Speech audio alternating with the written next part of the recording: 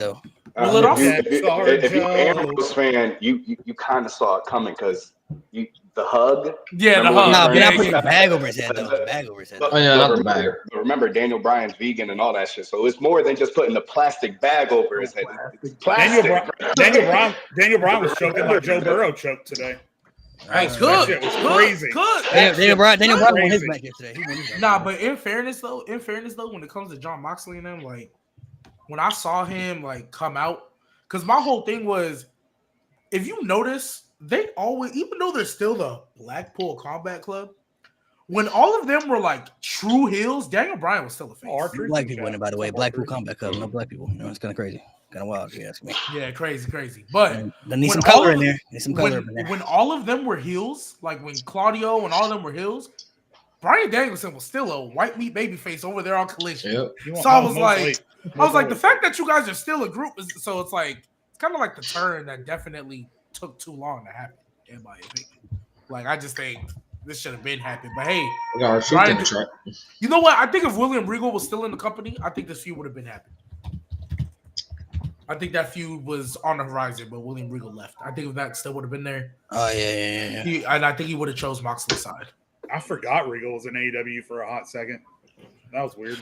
He was there for I think about a year. He's the reason the Blackpool Combat Club came together. Yeah. He's like Edge with the Judgment Day. There for a cup of coffee. But see, at least Edge had purpose for the Judgment Day. You know what I'm saying? It turned out to be good for them. What up, football beats, go Pats. William Regal was there. I think he was literally there, and then he disappeared and never showed up again on TV. Like I don't even remember. He got taken out by MJF. Oh, did he? Okay. Yeah, because that's when he was like when he was about to leave. It was He got beat down by because remember MJF hit him with William Regal turned on Danielson. Yep. And then MJF just turned right back on him. I don't remember that. You don't remember that, bro? Yeah, it was when MJF and Danielson first had their feud for the title, right? Yeah, I don't remember that. I just remember William Regal being there and then he was gone, bro. Like he just disappeared. No. It was at the pay-per-view. I think he turned on Brian. No, he turned to Brian at the pay-per-view. And then the Dynamite after. And then he took the brass knucks and punched him in the shit. And then William was gone. He was gone. All right. Then he was back in WWE. Everybody in the chat, thank you guys for coming through. Already here in the chat. Y'all keep blaming y'all can always blame Mo for us being late, bro. You know he's not here, but it's all good, bro. Yeah, Mo tried to come into the chat and then he was like, you know what, guys, never mind. Today we're gonna be doing something a little interesting. Something that I think could be a good topic to talk about. Looking at some of these chats. We're gonna discuss WWE GOAT, if there is a WWE GOAT. I think it could depend on eras you're from. We'll discuss everything. If you have a WWE GOAT, we'll break down why you think that person is the GOAT. So it's just a matter of topic of discussions. It was a discussion I was having with somebody, and somebody else brought up to me that he doesn't think there is a such thing as a GOAT because there's different eras for everything, and not every wrestler may be able to face every other wrestler from different eras, you know what I mean? And other people are going to do other things that, are different in the eras that didn't work in certain eras, you know what I mean? So it's going to be, I think it's going to be a fun topic of discussion. So thank you guys for coming through. You could always leave in the chat as well, act along, you can give your 2 cents in the chat if you want. For the people asking, when the next open mic show that'll be next week. We'll be bringing people on next week when we're doing I don't even remember the name of the damn episode, something about best some of the last decade or some shit like that. But people who wanted to come on, they've been asking me when the next open mic episode is, so that'll be next week. If you guys want to come through and join, make sure you're here next week when we do the open mic, so you guys can get a heads up on that. But we do have 2 guests today. Well, Axe he used to be an OG of the channel, so everybody knows him, but Chris is new to the channel, first time on the channel, so I'll let Chris introduce himself. And then Axe can, if he wants to, he can introduce himself too. For anybody who doesn't know me, I am Chris. My TikTok is Fatboy Schaefer. I mainly do a lot of comedy content online, but I also am part of the Juiced Up Jobbers with Axe that is also on YouTube. But yeah, I've been a wrestling fan for a long time. I've known Malik and Axe for a really long time. I've known Jade for a while from TikTok, so glad to be here. Thanks for having me on. If you haven't seen Chris's, what is it, white people at the end of movies? Or something, is that what it's called? It's his, so fucking it's his most funny. famous, bro. So funny. So I have a question. Classic. I have a question that I think we ask pretty much everybody when they come up on the show. Oh my god. Are you an Homo sapien? Oh, yes. Of course. Ah! Of course. You know, Jade, he on the right side. Jade, and G are the only ones who ain't come around yet, man. He's by himself down there, man. Hey, well, he out the company, ain't he? It's hard being on the right Nope, side he's still of there. history, G. He's still there. Nah, he's still there. Triple H just don't know what the fuck to do with him. He's still there. Exactly. Oh, That's oh, crazy. oh, Don't know how to oh, make he, money. hey, no. He know what to do with him. Keep him off TV. Keep doing that, Triple H. Nah, MVP said if you don't know how to use Omos, if you can't make money off of Omos, you're a fucking idiot. Exactly, bro. Exactly, bro. Exactly. Listen, I've said before, I think Omos Omos would be would great be in like great. a Titus O'Neil type role because he's got a great personality. I just don't need to see him sandbagging people in the ring. I'm done with it. I'm over Yeah, it. Damn. yeah, Jay. He's Sandbagging. That nigga's like 400 pounds. We talking about sandbagging. Sandbagging. Jay, you 100% right. Make him an ambassador, right, and have him slip up under the ring in a Royal Rumble in a non-canon TV show. Absolutely, Too tall for that. that's exactly what you can do with Omos. He's too tall for that. He's gonna have to slip Too halfway tall up the for ring. that. Nah, that's crazy. Yeah, that's crazy work. That's crazy work. His time will come. Don't worry. His time will come. So we play. Bro, 4 wait. years later. Actually, there was a time where you were right. Believe his time was supposed to come when he was supposed to win the Andre the Giant Memorial Yeah. Battle Royal and eliminated himself. You know who won That's that? why they gave it to Bronson Reed. And look at Bronson. No, that was before that. We talking about before. And then his Bro, time was bro, going to bro, come that again, on- and he lost to Seth Rollins. And his time was going to come again, and he Oh, lost look to at what Brock he did, Lesnar. bro. Exactly. He puts over the people that are gonna be stars. No, I've Everyone said he put it's not over. entirely almost. I don't give a shit about him. Everyone But he's put I over. Look, still don't give a shit about him. look at everybody he put over, bro. Brock helped Cody finish the story. Didn't need it. Seth. Yeah, you know he did. He needed the rub, bro. He needed the rub. Brock I needed just the don't- rub. I just don't He get beat it. Seth Rollins. Well, He beat welcome Omos. to What did he do the welcome next to the week? club, Schaefer. What did he do Welcome next to the week? club. What did Seth Rollins do the next month after he beat Omos? World I champion. don't First fucking World Heavyweight remember. Champion It's of this- of Omos. this- of this- Who cares? That's World No, champion. Seth. What did Seth do? He became the world champion, the first champion of this lineage. Oh, because And he then- bounced off of Volk. Because he That's beat the rub. That's the rub. Omos. He gave him the rub. That's right. And You then know Bronson what? Reed He got and the- Omos saw what was in Bronson Reed. He said Bronson Reed should be pushed. She's a star, and so he lost the battle royal on purpose. Gave it to Bronson Reed, and look at Bronson. It took Triple H a while. Triple H a while to figure it out, but Omos he had to come up to Triple H I personally. used He to was drive like, myself he said, "Look, crazy. Nobody if you care about guys that battle were royal trolling or anyway. not, That but battle royal I- anyway. yeah." At this point, I'm just sick of talking about it. That That's battle where royal- my frustration comes. Just sick of The battle royal. And Omos made AJ too. made AJ Yeah. Styles. All Of course, right. bro. Of course. Come on now. AJ didn't do nothing after that WWE title This, reign. Revived is, his this career. is Almost the revived world his we career. live in. This is the bed we've made. The Omos rub is real. Y'all gonna realize, bro. The Omos rub is real. They'll come around someday, bro. Y'all come around someday. Who won the battle royal at SummerSlam last year that Omos was a part of? Oh, LA Knight. LA Knight. Hell Look no. at him now. Look at him now. The Omos rub is real. Hell no. Stop playing. The Omos rub is real. Stop playing. LA Knight. Yeah, Crazy come on, work. bro. That's crazy work, Nate. I would Oh, rather crazy. watch I- CM I Punk give you call props Monday for the Night Football context. with Aaron Rodgers. Oh wow. Wow. That's Hey, for those of you who don't know Jay, that's a lot for him to say. What does Mo say? In honor of Mo, the new father, type shit. That's Type where I'm shit. at with it. Type shit. He'll come around. He'll come around someday, bro. His time will come. Congratulations, Mo. Congratulations, Mo. Yes, sir. Mo is a father now, so that's why he's not Oh, here. I'm sorry, because I know we got to get to what we're talking about. One more thing. Are you a Bret Hart fan? Ugh.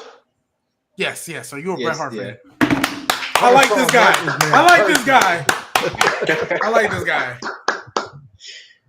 Yeah, Bret Hart is. We don't hate Bret Hart like that. It's just Mo just likes him a little too much. Just a little too much. Yeah, So I little don't bit too hate much. Bret Hart, but I am excited to see what he's got to say in this Vince McMahon documentary. That'd be interesting. Yeah. Ooh, yeah. I will be a Bret Hart man. He gonna talk about Goldberg somehow. But Oh yeah, he gonna bring up Goldberg. somehow, some way. Goldberg in there somehow. Everything was fine with Vince until Goldberg speared me in WCW. He's gonna bring up if he never got screwed, he never got kicked in the head. That's exactly what he's gonna do. Exactly. If I didn't get screwed, I wouldn't got kicked in the head. Would have never happened. Oh, that's All right, I'd still let's- be here today. I'd be the world champion, not Gunther. He's gonna be talking. He's gonna find a way to. He's definitely gonna find a way. I definitely wish though there were some people that could have still been around to talk about the documentary because everybody has their different perspectives on Vince and different relationships and stuff. So I don't know if it's gonna be one of them documentaries where it's like they think you think they're gonna reveal everything, but then they don't. One of those things, you know what I'm saying? So that's why. Well, it's not WWE, it's Netflix. So. Yeah, but still, they still cover things up though, So Oh, yeah. I want to see what they who they bring on there. I wouldn't be surprised if at the end they try to make us feel bad for Vince. Somewhere. It's looking like it's going to be a bunch of Vince yes men, and that's what I'm scared of. It's just going to be a bunch of. But that's only all over there. Well, no, because I think the documentary, especially because it's being done by Netflix. So I know Netflix. It used to be at the top, and then it kind of fell off. And they got the WWE deal too now. So you know what I'm saying? But when we talk about Netflix, if anybody knows how they documentaries work, Netflix will talk about some stuff that you might like. It ain't like what's that Dark Side of the Ring? It might not be like that type level, but they get into it. So they're gonna talk about the good about. They're gonna talk about the good about Vince, and then once we get into that little the little plot scene, the rising action and climax, we gonna see some names that they not advertising on there. Like it's gonna be crazy. They even talking about they had a whole thing where they put Benoit in there, bro. I was like, nah, that's crazy. They never talk about him. Bro. They literally never mentioned him ever. Yeah, I've never seen Vince even speak about him since everything had happened, and then it was never talked about again. Because he did a whole dedication episode to Benoit. Yeah. That's before everybody knew though. Yeah, but that's what I'm saying. In his mind, he's like, oh yeah, I'm never doing that again because last time I got caught. Like I'm a wait. I might do like a 10 bell salute, but I'm not dedicating a whole episode to you because they canceled Raw, bro. Like they canceled the whole. The next time they did that, anybody could and should. Oh yeah, Bray Wyatt. Remember, Vince was dead. That's the week before he got blown up in the limousine. Remember the week, and then he just showed up on Raw. That was literally the week before. So he just comes back out the next week and says, that bastard ruined my storyline." Chris Benoit. And at the time, y'all didn't know. I remember watching Raw. I remember turning on Raw and seeing the screen, Benoit, the date, and I'm like, what? Then they had the dedication. I'm like, what the hell, bro? And then the next day, bro, you start to see stuff coming out, and I was like, oh shit. So you put London on the documentary. I do wonder if they interviewed Kevin Sullivan though before he passed away. I want to know if he's in there. That's interesting. Kevin Sullivan. I forgot he just passed away. He just passed away. I don't know if you know Kevin Sullivan is, but he used to date Chris Benoit's wife, and then Chris Benoit basically kind of took her from Kevin Sullivan. That was a big part of the story. Yeah, part of the storyline. But Kevin wanted that. He wanted Benoit and Nancy to go out. But then he took her for real. But there are people though who believe Kevin Sullivan murdered. Yeah, right. Kevin, they think that he was responsible for it because of that situation. So I don't know. I wonder if they interviewed. He just passed away though, so I don't know if they interviewed him before. But this was made in 2022. That wasn't true, But let's dive into the topic of conversation, man. Let's dive into the GOAT conversation. I don't know if you guys about Tom Brady. Yeah.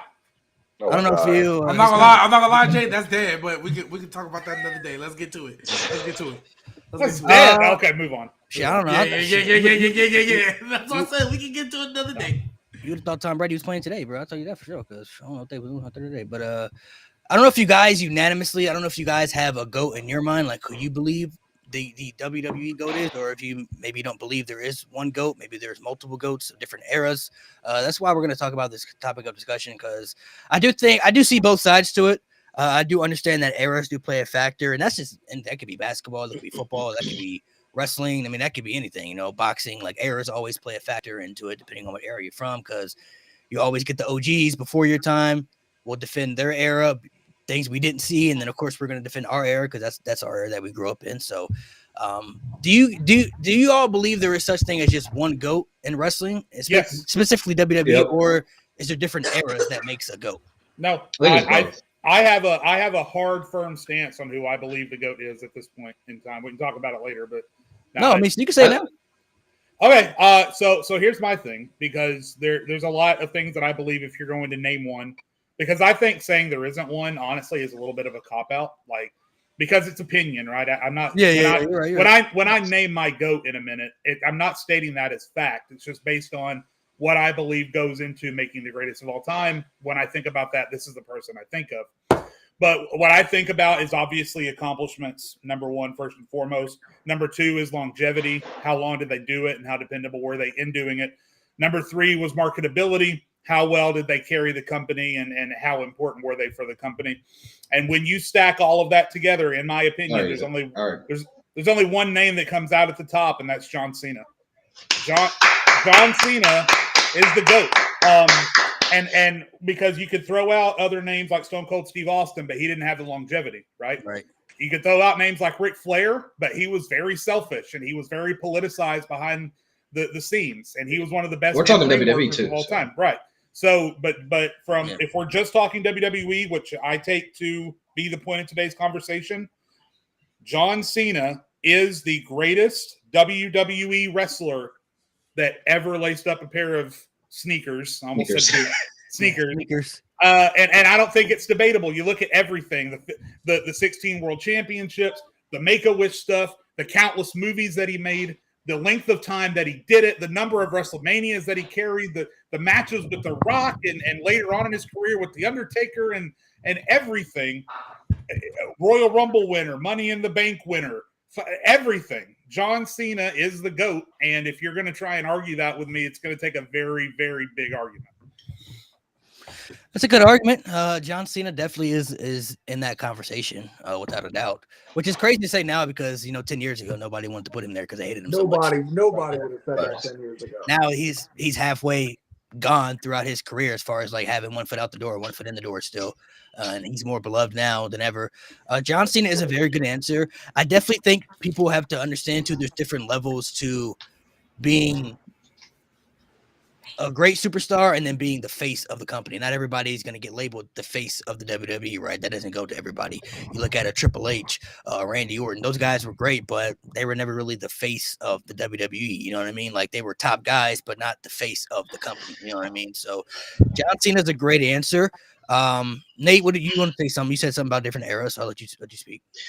I think you can say both. I mean, obviously you can have your GOAT, like who's the greatest of the golden era, greatest of the Attitude Era, greatest of the Ruthless Aggression Era, who's the greatest right now. But I think you can also say there's collective, like overall, the greatest of all time can also be one person as well. Like, I mean, that just goes for basketball, for football, for rap, whatever, movies, whatever. Yeah, you can say this was the greatest movie of the 80s. This is the greatest movie of the 90s. This is the greatest movie of the 2000s. This is the greatest movie of all time. You can say that. Like, I think there's both arguments. So I think we can say, like, who's the best of the Attitude Era. And then we can also just be like, well, but overall, the greatest of all time, my opinion, is John Cena. I mean, what Jade said. The longevity, marketability, the match quality. I mean, a lot of people said Cena can't wrestle for the longest time, but after 06, literally from 06 until like 2017, you can name at least one John Cena match that was a match of the year contender.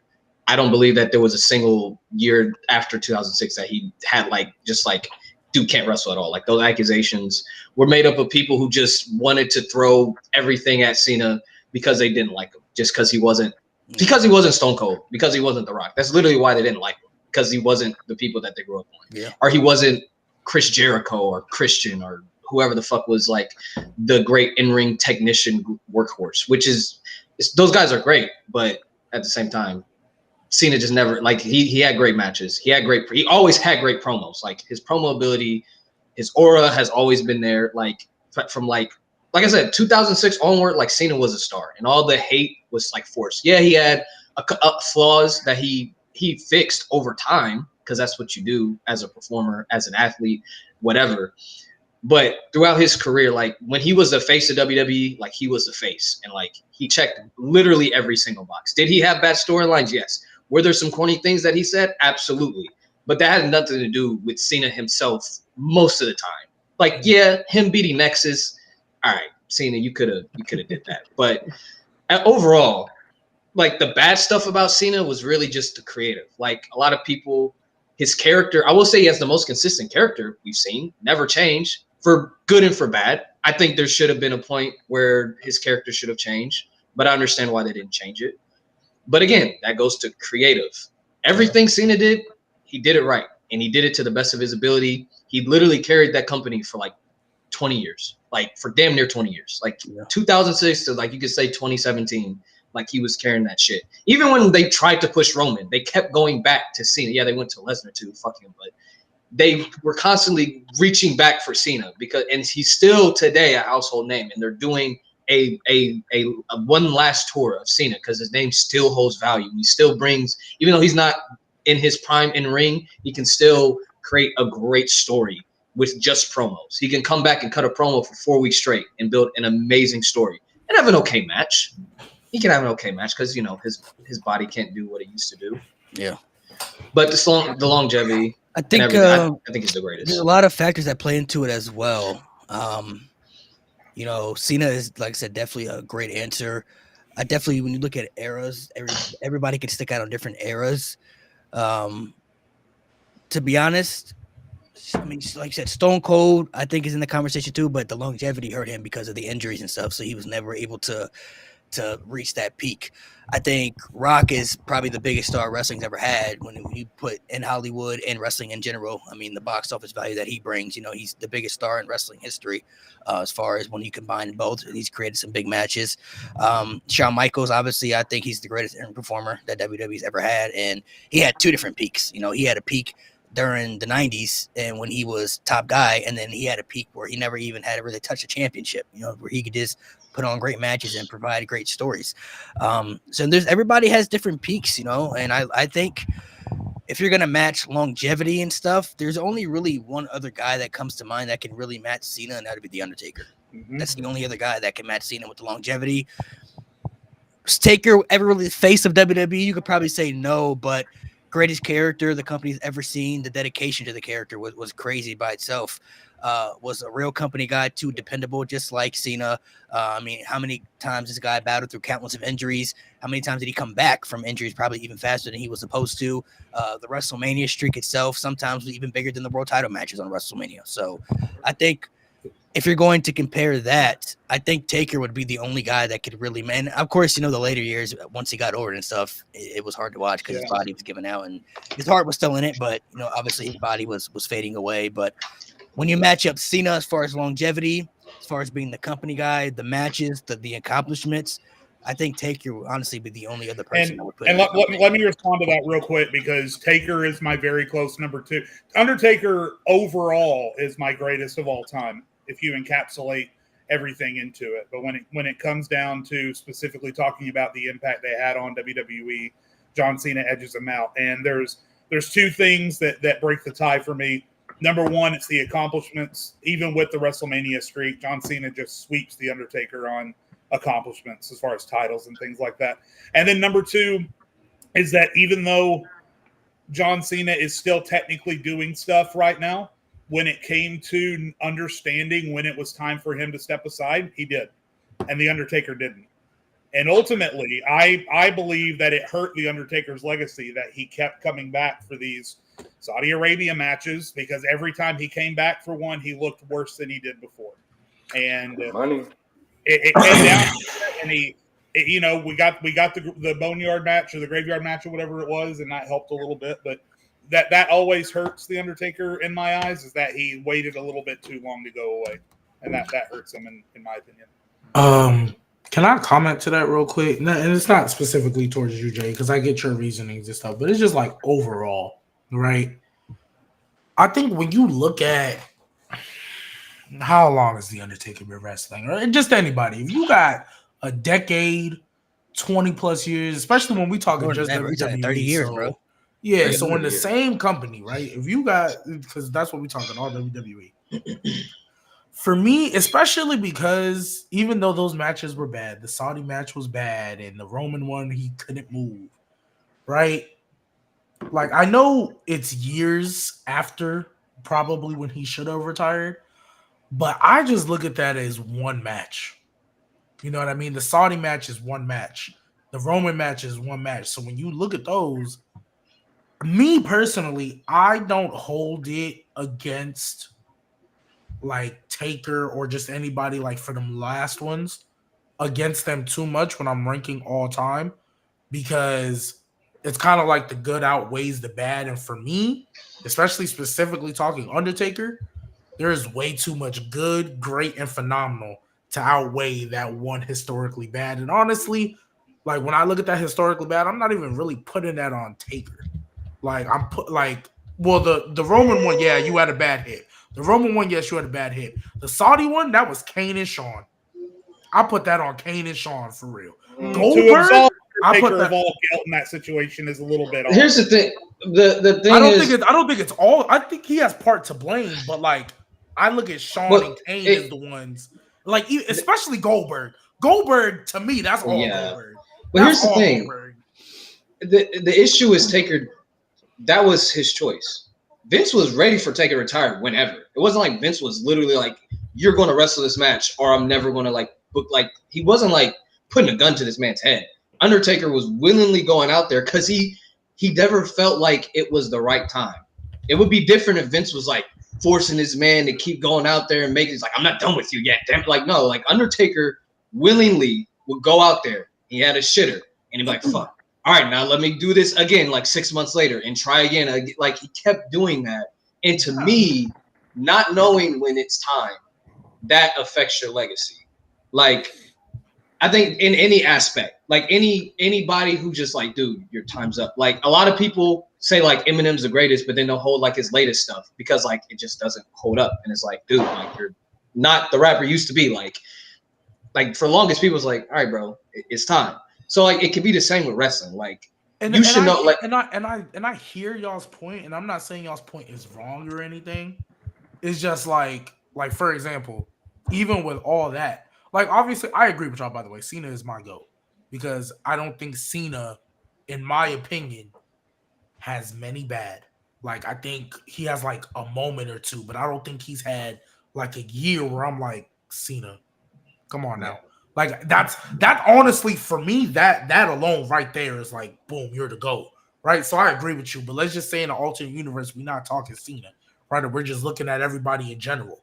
If I look at most of your, like if you got, because out of Taker's what, 30 years? If we want to count the last 4 because of the one-off that he kept doing, and then I guess his early stuff. Like if I'm looking at 4 or 5 years at a 30, really not holding a lot of weight. I'm not saying you can't do it, but I'm not going to hold a lot of weight to that when, like, for example, even though Stone Cold, we know what he is. Stone Cold, that beginning, he already had a short peak at as it was, and your beginning was kind of trash. Like, it wasn't all kind that of like great. Roman. Yeah, like Roman, even though I've been on the camp where, like, that big dog era from once he left the Shield until Tribal Chief, it was really only like 2 for real bad years, like bad ones. Even though I've been in that camp, I also feel y'all on that. We're like, well, it was 2 bad ones, 3 mid to good ones. You had the great stuff with the Shield. Now you got this peak, but you've only been doing this for 10 years. So out of 10 years, you got 2 for sure bad ones, and then the other 2 were kind of questionable for you. Yeah, I'm gonna hold that against you a little more.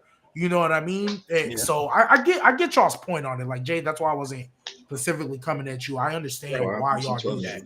It's just for me, I gotta look at how much good you have compared to the bad to where if I'm gonna really tax you for your bad. You know what I mean? I think too. I mean, you see a lot of the greats always, maybe they stick around a little bit too long. I mean, that's all they know. Their heart's in it too much, like when you doing something for so long, your entire pretty much adult life. I mean, it's hard to just walk away from it, and I think Taker, his main issue was not really the money. It was more, I think he knew his matches weren't being good, and he wanted to go out, and he wanted to outdo himself. Like, that match wasn't good. I need to come back and rewrite that. You know what I mean? I need to come back and do a better performance. You know what I mean? I think that was his main issue. And you could say maybe the same for Cena. I mean, Cena hasn't had too many bad matches the last couple of years, but he hasn't won a match in 6 years. Like, been on pretty much of a drought in the last couple of matches. His last couple of appearances really felt weird. Like last year, they kind of just used him in random spots. You know what I mean? Like he kind of was just there and they just kind of threw him wherever. You know what I mean? So it kind of really didn't feel like maybe a big deal. It was really just a theory match for real. That's really the only like. Well, Solo too. Are you talking about the bad? No, the bad. Yeah, like. Oh yeah. Yeah, it was just the theory match, and that whole feud because that inevitably ended Theory. Like Theory's done.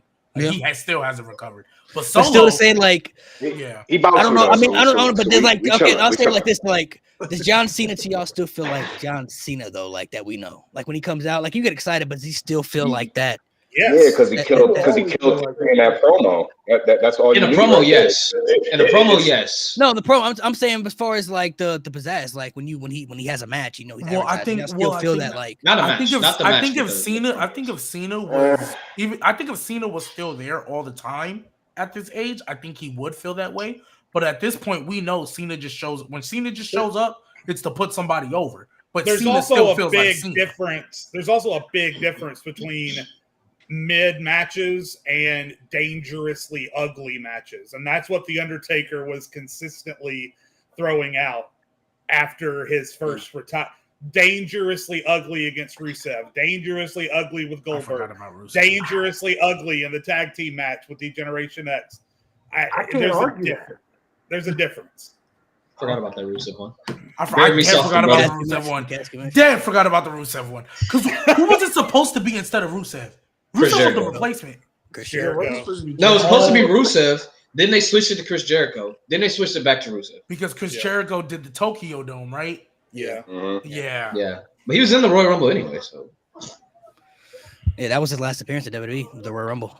The Royal Rumble. Yeah. Saudi. So And he I said he think- hated the side note. He said he hated the list gimmick. I don't know why. That shit was amazing. I don't know why he hated it. that's crazy. Yeah, he's. I think he- I he- think his I think shit's- Jericho more so hated it over time just because when you do something so good, people just easily just feel like you should go back to it. Like once you bring that back, once you bring it, he's like, bro. And Jericho's one of those people like when you do something, I'm not going back to it type shit. Like that was that time. Like I mean, look it was at good his for that career in time, AEW. but- He's had like 7 different gimmicks in there. yeah. So that's why he'll never do the same gimmick. gimmick again. Like he'll never do the same. Hi gimmick. guys. But I mean, Jay, you bring up a good point. I mean, Taker did have some very, some very scary. very scary matches in that time frame, in that particular time frame. Some other people can talk about. What about Shawn Michaels? We could dive into the Shawn Michaels debate. What do you guys feel like he's in the conversation now? Where you guys rank him? I mean, He's my number 3 in Wrestling-wise. even though he did come back for the Saudi match, I mean, he probably had maybe the best retirement storyline I match. can't hold it against them because if the rumors were true, 3 million, I'd have took that 3 million too. I'd have took that bitch. I think everybody got that though. I think all of them got that though. All And of that's them what I'm got that. saying. Like, But even in that 3 match, though, million. he still looked good in that can't even match. blame Taker. 3 million. You got kids. You need to make sure. Did they he though? I ain't mad at He you. looked good in that match. He looked good. If We we might have- we're, without- we if might have we're to turn film on comparing that. G, Yeah, if we're he compa- looked if good in we're that match. ordering the 4 people that were in that match, and we're saying order these guys and how well they perform, Sean's number 1, and it's not even close because Kane was falling all over himself. Undertaker barely looked like he knew where he was. Triple H was winded after his entrance. Yeah, 'cause he I don't- played I'm good. not Triple H got hurt though. Remember?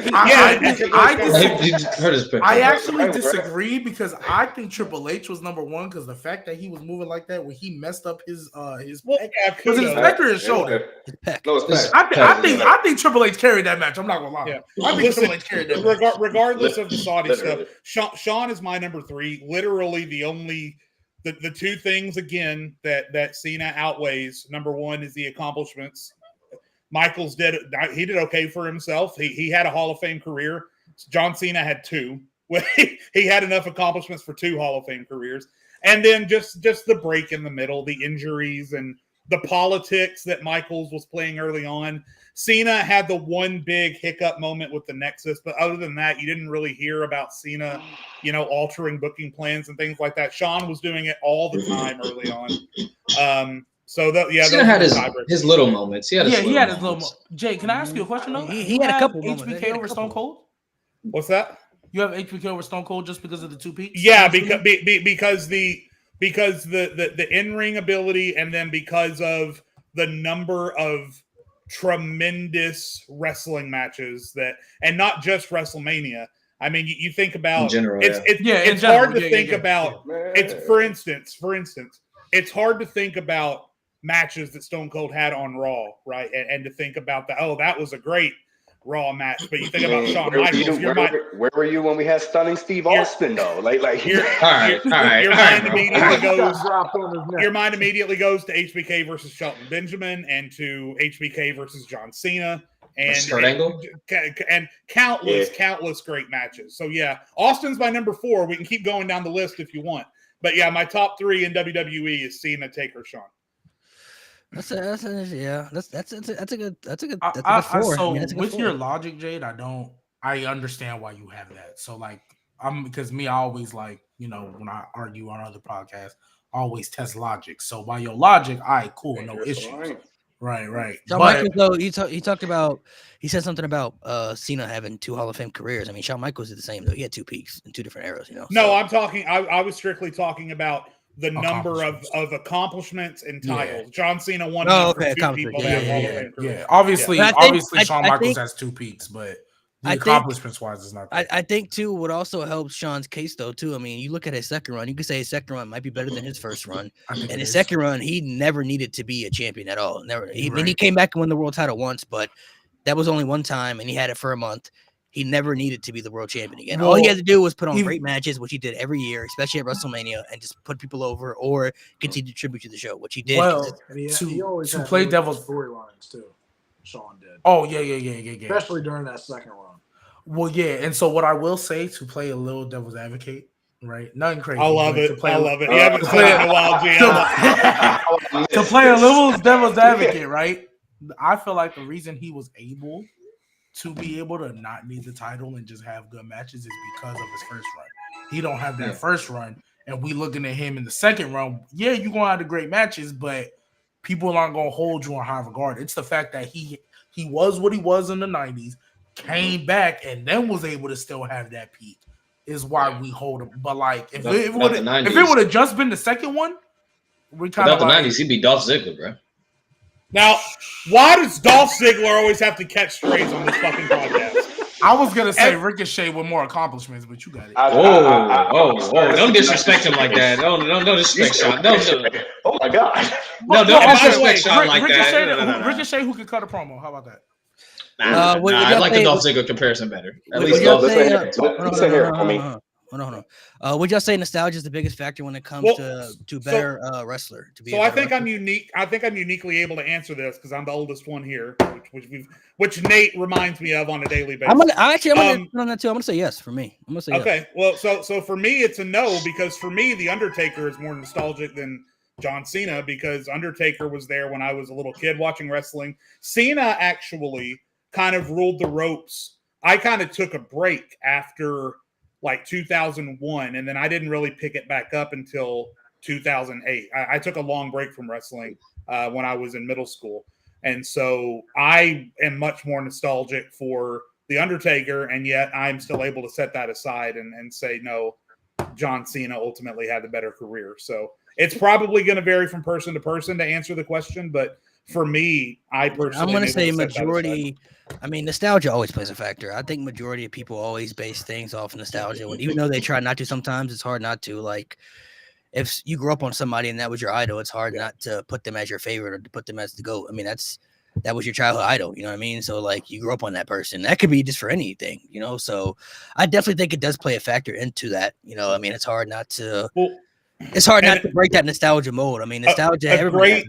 A great example of that. I'm sorry to interrupt, Malik, but a great example of this, if we get back to football for a second, is the people who try to tell me that Patrick Mahomes is not already a top 5 quarterback of all time. Yes, he is. Yes, he is.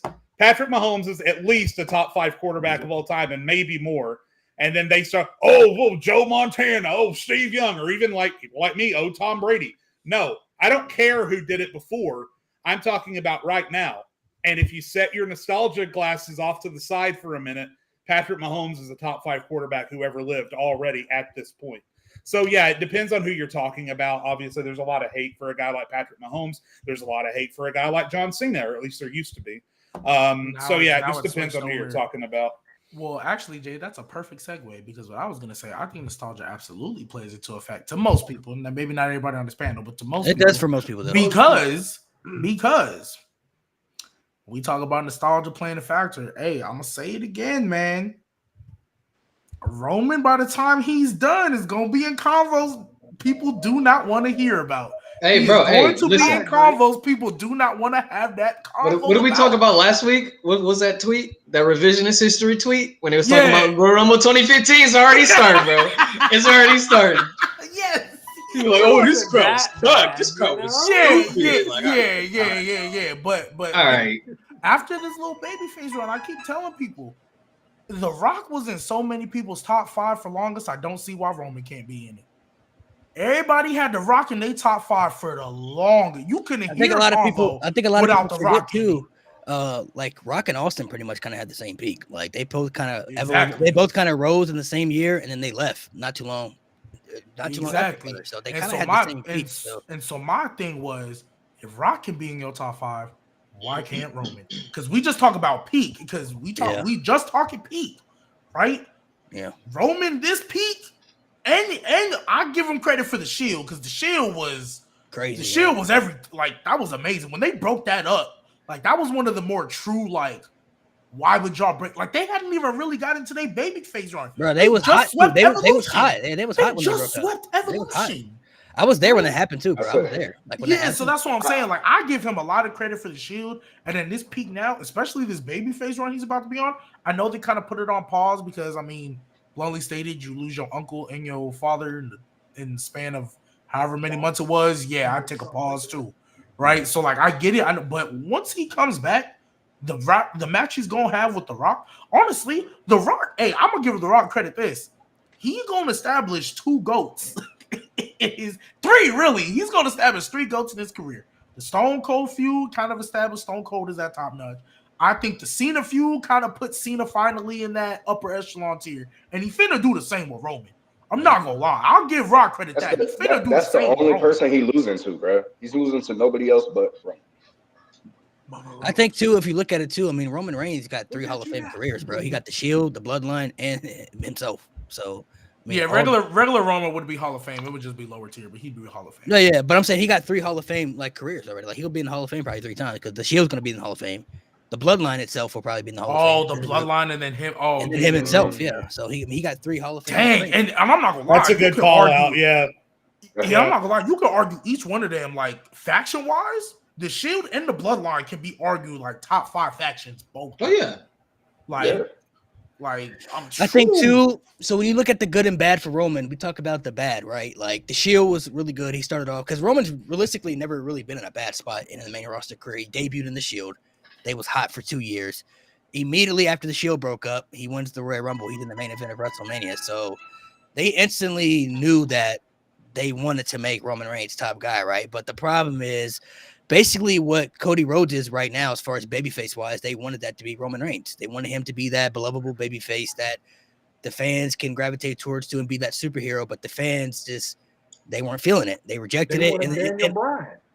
And the more and more they tried to push it down people's throats, the more and more people continue to hate it. So for years and years. So, you know, I do agree the Big Dog wasn't bad as far as like match. He had good matches and stuff. I think the presentation though was like you're trying to present him as something that he's just not. Like he's not that what y'all want him to be.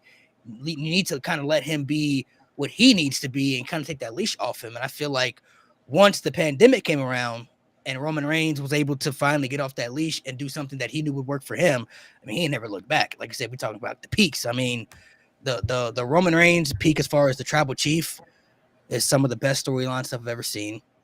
I think he's the greatest world champion WWE's ever had. Just establish himself with that run as champion. I've never seen anything like it, especially with the run that he's had, the years that he had, the shock value, the matches, the character work, the promo ability, help bring others, along the way within the storyline to help uplift them. I mean, he checked off like every box you could think of. He did it on a full-time and a part-time schedule. And then you brought up now, we haven't seen much of his babyface run, but the 2 appearances that he's had on SmackDown, he hadn't even cut a promo. All he did was come out. He put an Ulu Fowler around his neck and got the biggest pop of the night, bro. Just putting a necklace around his neck, bro. That's all he had to do was put something around his neck, and people literally lost their minds. So, and also too, the one thing I'll add about Roman, which is why I said maybe not now, but he's going to be in convos that people don't want to talk about yet. Yeah, I factor in degree of difficulty. He did it during the pandemic. He was sometimes the only reason people were watching that show. Yeah, the two things that got me back fully watching WWE around that time was the Randy Orton, Bray Wyatt, and Alexa Bliss storyline, and the Bloodlines, the Roman Reigns stuff. Like I want to see what this is like. So those are the 2 things that caught my attention. Like I was watching every week. I'm one of the people that I say, man, I watched every week, even though I didn't want to. I did not miss. Even 2019. To even 2019, bro. I Ooh, watched yeah, every week. rough. I'm not gonna lie. I watched every week, right? You're a soldier. Bro. Freshman. Even though I liked Bray Wyatt, in the immediate of the pandemic, you know, when he came back from Roger, like Mr. Roger to like OG Bray, I loved it when he was feuding with Braun. But man, when Roman came back, but when Roman came back, oh my God, it was just the way he came back though. We just see Paul Heyman talking like that. To Roman, and it's like it was like, oh, what we doing? Paul Heyman ain't no baby face. What we doing here? Bro. Even when he came back that night, he was like, he grabbed the title. He was like, "You just a freak in the mask." I'm like, damn. Whoa! Hold on, that's the Fiend we talking That about. hurt Hold on, me. now. I was like, no. Yeah. Nah, I knew he was gonna act different when I saw them teeth. He got the new teeth. Yeah. Soap bars that you got for teeth. He didn't have to go. He got the new Hollywood teeth. Beard. He had the full beard this time, not the goatee. I'm like, yeah. Yeah. He was jacked too. No stupid eye things, whatever. Yeah, he was jacked too. Because I remember a report though. Well, the reason he kept wearing the vest was because he's a little self-conscious. Because Vince at the time, you know, he didn't. If you wasn't ripped, he didn't want you with no shirt on. Came back with that little gold glove, no shirt. Oh, like, and he added that back tattoo. I was like, what the fuck, this man? What dude been on, bro? Since he been gone, bro. So I definitely think. I think Roman Reigns is already in combos that people don't want to have him in. Because it's eras though, bro. I think eras play a factor into it. There's sometimes. Listen, I think play my character to a top and bash Roman, but if you don't think in like 2-3 years he's in these combos, you're stupid. Yeah, listen, Roman is in my. Take how you feel about him, all that shit. You're stupid. Yeah. Because next to John Cena, that is the only other wrestler that you could go to a store and motherfuckers be like Roman Reigns. That's all they know. That's the only person they know. Yeah. In my overall I top 10, I've got Roman at number 10. He's got guys like AJ and Sting and Bruno Sammartino ahead of him still, but he's climbing. If we're talking about just WWF, WWE, just hear me out. Why are we doing this? If you're Nate's in Axe's face, bro. Yeah, he lost me when I heard. Were you alive? Disrespect. Nigga, where's the tape? But yeah, when I said AJ, when I heard, do we have tape? Wilt Chamberlain? Hello? But I think his list. I think his list is strictly just wrestling. I think it's all wrestling. Let me finish my point. That's not even what we're talking about. I think his list though is all wrestling. I think it's all wrestling. We're talking. You trying to slide? Because somebody down below said that Bruno had a better run. I'm like, nigga, were you alive? Did you see it? Did you see this? What are you talking about? They're only looking at the numbers. They're looking at how long he was champion. That's why. Nigga, you want to watch 45 minutes of bear hugs? You can disrespect Bruno Sammartino on your own time, Nate. My point is, if we're talking about WWE only, right? The only WWF, only WWE, I hadn't really given it that much thought. But if I have to do it on a whim, Roman might be number 5 already. Maybe number 6. I probably wouldn't have a problem to put Roman top 5 WWE. Top 5. He's pushing top 5. Yeah. If we're talking strictly just WWE. If you don't mind, can I hear what your actual top 10 was? You don't want to hear it, bro. I genuinely want to know. I remember his top 10, and I made a video, but I was like, bro, what is this? There's people not on this list who need to be on this list. Someone said Luthes. Luthes press. We're done. Pack that. But I do think Jade's list though is just all of wrestling. It's not just WWE though. It is. It's across. Yeah, it's everything. And that's fine. I can't remember my exact order. Let me see if I can. Yeah, you don't have to get the order. I just it's probably on TikTok though. You can go on TikTok. It's I posted a video 3 years ago. I know I had Flair number 1, Taker, Shawn, John Cena, Stone Cold. And then the bottom 5 is kind of murky. Sammartino's on there somewhere. And then Sting, AJ, Jericho, and I can't remember the 10th. It might have been Brett. I think the 10th was Brett. So yeah, that's my top 10. His list was wild. Okay.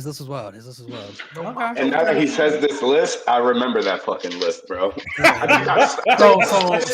So no Edge, no Orton, no, absolutely not. He don't even got the Rock on there. He don't have the Rock. Triple H, So. I know you watching, bro. We know you watching. Yeah, Mo, we know you watching. But I think though, like I said, it's when you think of the Roman Reigns factor, I think what hurts people's soul sometimes is that sometimes there are people who come up and maybe do greater things than their favorites, and they don't want to put that person over their favorites. You know what I mean? And that's with anything though. Like I think that's happens with a lot of factors when it comes to a lot of sports. Is that when somebody did it first or somebody came around first, people feel like, well, they did it first. That means that they're the best. But somebody might come along and do the same thing, but they might have did it better. You know what I mean? So yeah, that's a stupid argument. I'm on record on TikTok. That's a stupid argument. Party A did it first, therefore he did it better. That's a stupid argument. I hate that. It gets on my freaking nerves. Yeah, it's like it really, saying Michael really Vick is better than Lamar Jackson. Like, bro, stop it. It really does. That's Lamar that Jackson was nostalgia saying shit it's right better. I there. don't know. But I mean, it goes into both though. I mean, it goes into both factors though. Like I said, that's why nostalgia is a major key when you talk about these conversations, because I think you can tell certain people who sipping on the nostalgia juice, and then you could tell certain people who could put their bias aside, because if certain people are just putting certain people in certain places, and you're like, all right, I mean, you really think they belong there, or that they just your favorites, and that's why you're putting them there. So there's a difference between having favorites and then putting somebody somewhere where you think belongs in that conversation. Which I also posted a video around that same time of my top 10 favorites, and it's nowhere close to my top 10 of all time. My top 10 favorites are so different.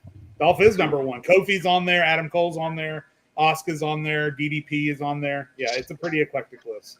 Speaking of favorites, is Keith Lee still on the contract with AEW? Who knows? Oh, I don't know.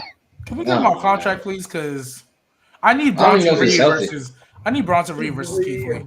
You think he's, bro? I don't know if he's healthy though. I'm not trying to be funny. I don't think he's healthy. No, I mean, bro, he ain't been healthy for like 2 years, bro. So I wouldn't be sure. Somebody in the chat, they keep bringing up Randy. So what do you guys think Randy belongs in the conversation? I think Randy is top 10, just for the same reasons. No conversation now. Oh, go! Oh, no. Not go. Because he doesn't. To me, Randy Orton doesn't have the match quality like all these other guys do, and he doesn't have.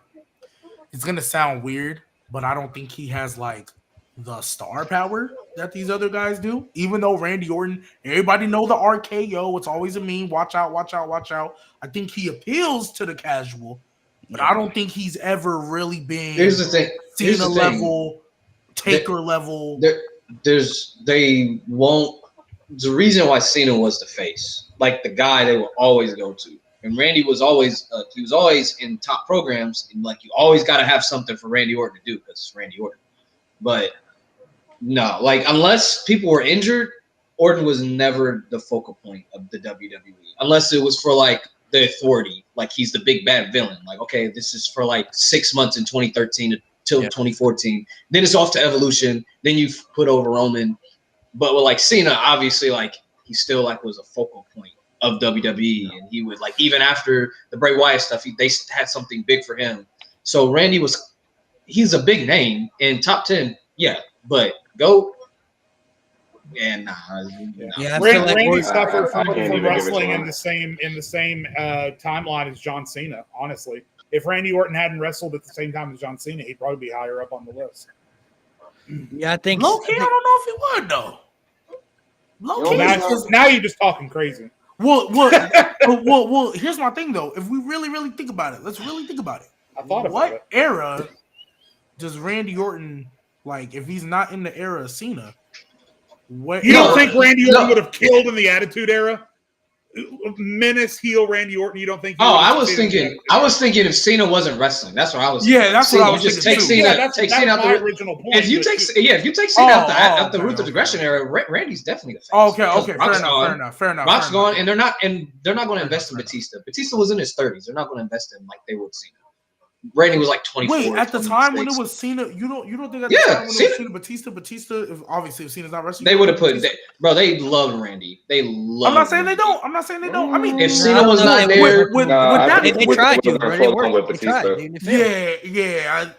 I don't. So if put that world title on him, they take that shit away immediately. Oh no. If we're taking, I will say, Cena off. Then okay. I will say, especially that shit the fuck off the screen right now. Oh my! You did not stay off the screen to put that as your PFP, bro. I'm done. Fucking Bruno Martino is crazy. There you go. 1955 right there. 1955. Why can't I find none of your matches in color, bro? Like, what's going on?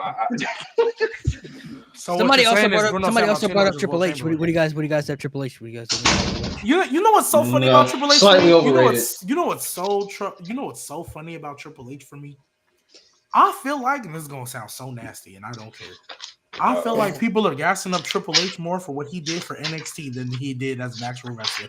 That's why I feel like people are hyping him up in these convos because of what he did for NXT, as opposed to what he did as an actual wrestler. And just to go off of G, look how they're looking at him now with the way he's booking. Now motherfuckers is bashing the shit out of this man, but with the NXT stuff, it's like Triple H, yeah. So, which he booking the same way. If we keeping it a buck, he booking. He's just not using the people want to see him use. That's crazy. That's crazy. Oh my That's God. crazy. Right. Bruno, naysayer. Oh, Bruno. My God. Oh my God, Jade. Oh my God, Jade.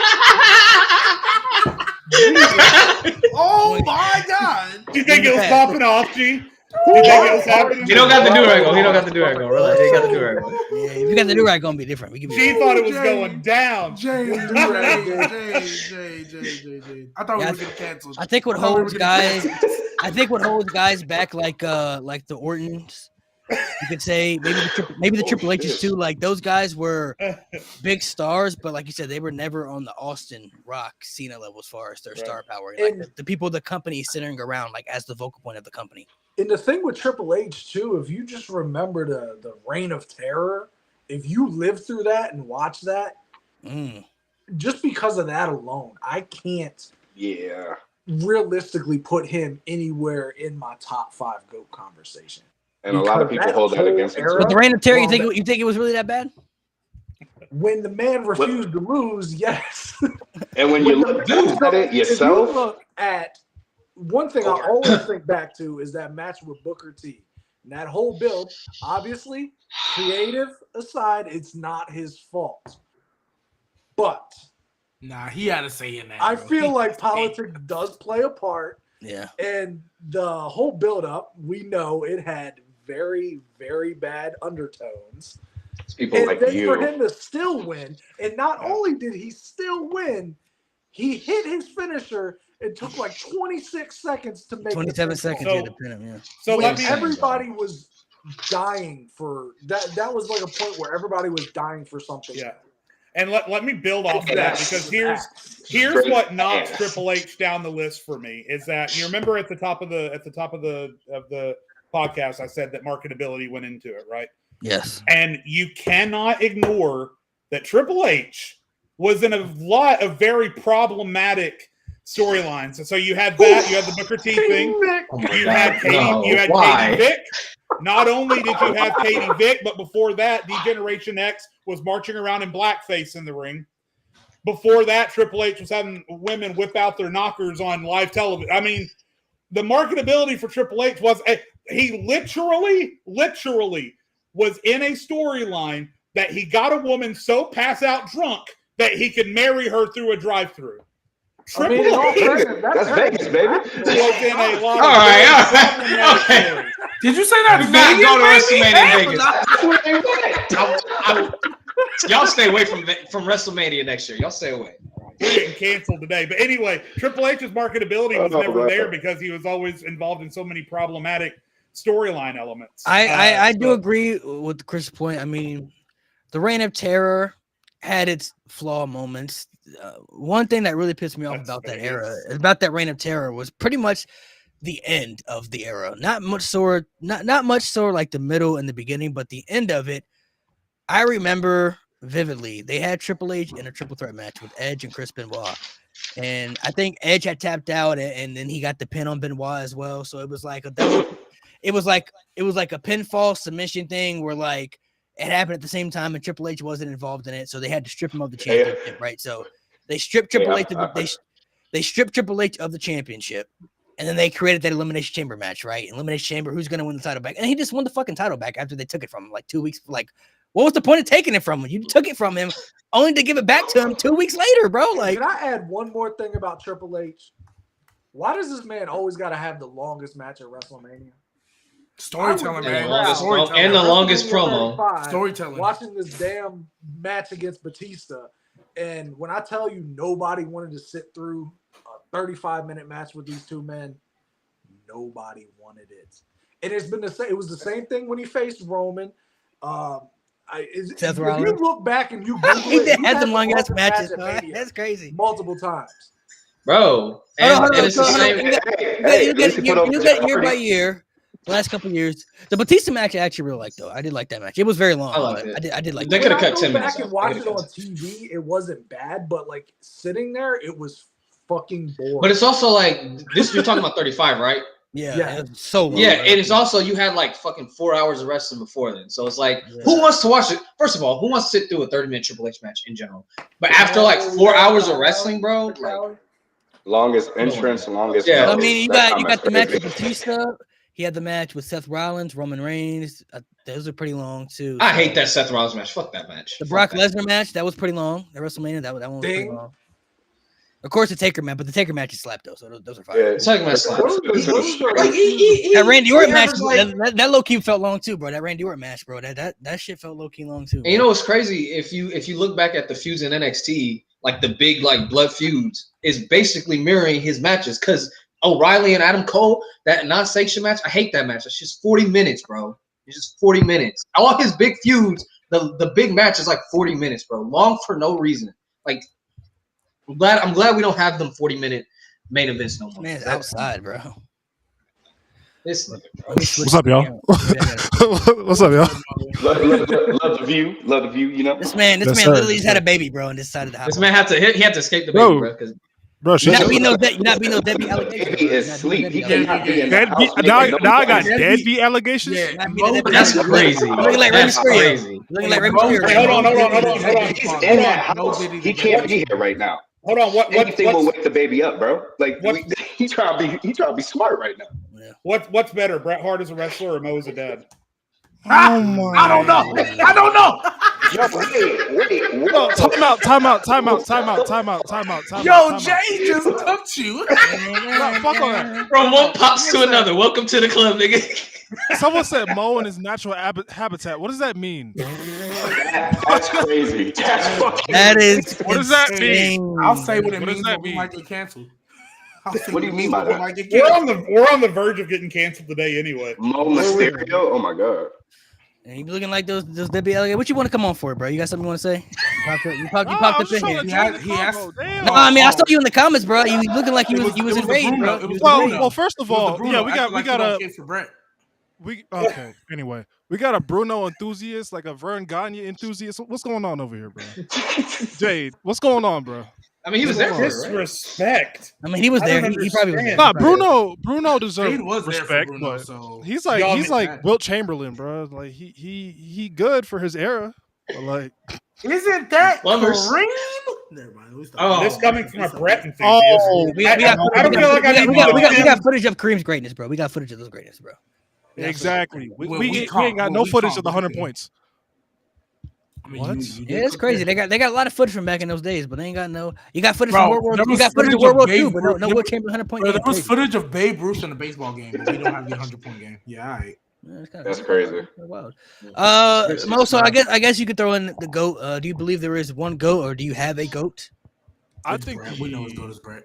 shut up. I think the only profession that there isn't just one GOAT is football, because there's so many different positions and it's hard to rank those. So wrestling, I definitely do think there is one GOAT. And for me, so I rank WWE and pro wrestling different now that I think about it. Okay. In WWE, John Cena is the GOAT to me. But if we do wrestling as a whole, I got Ric Flair number one. Okay. That's me too. By the way, I just Googled Bruno Sammartino matches on Google and got 7 results. Y'all naysayers are just lazy. No, You there's just don't matches. look for it. How many of those matches you watch, Jake? How many of those matches you seen? Nah, that's true. How many All other right, matches? all right, you Jay. watch? Slide on? All right, Jay. Top 5 Bruno Sammartino matches. Crazy. Okay? Top 5 Bruno Give Sammartino me top matches. 3. Give me a top 3. Don't look. Yeah. Give me a top 3. Forget top 5. I top mean, 3. y'all are acting like I sit around and watch Oh. Bruno Sammartino. 4 o'clock. 'Cause you were there. Bruno Sammartino match. That's not how it works. Hey, we don't do that for anybody though. What do you mean? We don't do that for anybody. I I just don't understand. No, Mo, for, you do it for for, Brett. for, You a, do it group, for a Brett. group of highly intelligent wrestling fans as you guys are. The fact that you feel the need for me to defend Bruno Sammartino as an all-time great He can be is top 20. asinine He to can be me. top 20. He can be top Yeah, 20. He's top Nine. 20. Top Look, 20. look, top look, He can be Jay. top 20. Hey, Jay, this is all I gotta say. Where my do-rag? Hey, Jay, don't let Upstairs, I think. Jay, don't let this naysayer up under you, looking like he in his Just a natural habitat, naysayer. try to come at you for defending You see Bruno Hogan? Yo, when G. he Hogan. is a G. Brett fan. Hogan has striked again. Mo G. Hogan Hogan. is- Oh, wait, Mo Diddy? Crazy. Do I need to tell the chat what you do again? Do I need to tell the chat what you do again, Mo Diddy? Don't do Bro, that. why Don't why that. do hold on, G? Don't do Why do that. we have this beef? Where did this beef even start, bro? This is your Because you like fault. bread. This is your fault. Oh my I ain't gonna God. lie, You bro. gotta Like grab it, like your it, like hands it. down. I don't know what's worse. I 2 mean, weeks ago. Bret Hart. I could watch a Bret Hart match though. But I don't know. I could say it's Bruno Sammartino, man. I ain't gonna know if I can say the same. Hey, Chris, Bro. you know what, Chris? Since you're new here, and I don't know if you saw it, but Oh let me my explain goodness, to you why Chris. they call me G Hogan. They call me G Hogan Here we because go. I was rooting for Samoa Joe. No, versus that's Swerve. not. Why? You wanted- I'll explain exactly what I it was. wanted You wanted Samoa Joe to Hangman retain. to hang Swerve. You wanted Hangman. No, I did not. No, I did not. No, I did not. You're capping crazy. You're capping insane. crazy. I don't think he said Why are that. you I lying? don't think he Why are said you that. lying? I will I don't think he said all Why are that. you lying? I'll He go said back you to want that. Hangman to I'll call clip- Swerve I'll- title. I'll No, clip it I right now. said I'll I clip it right wanted. now. I said I because watched of the episode Tony back. I'll Khan's clip it. booking. I did not say. I did not say I wanted This to hang. episode That's is crazy. wild. That's Chris, insane. that's ridiculous. Damn. Chris, I what think I he said said was this is Tony Khan's booking because Tony Khan. Remember before He might have Keith said Lee that. He might got have said hurt. No, I didn't. Before Keith Lee got hurt, Keith Lee was supposed to be feuding with Swerve. So I was like, Tony Khan has a history of running feuds way longer than they need to. Don't be shocked if Hangman cost Swerve the title versus Samoa Joe. And what He did sounds we true. get? And what did we get? And he was And defending Chat Hulk dragged Hogan on it. here too. We ain't forget about And that. Chat Defending dragged Hulk it. Hogan on here too.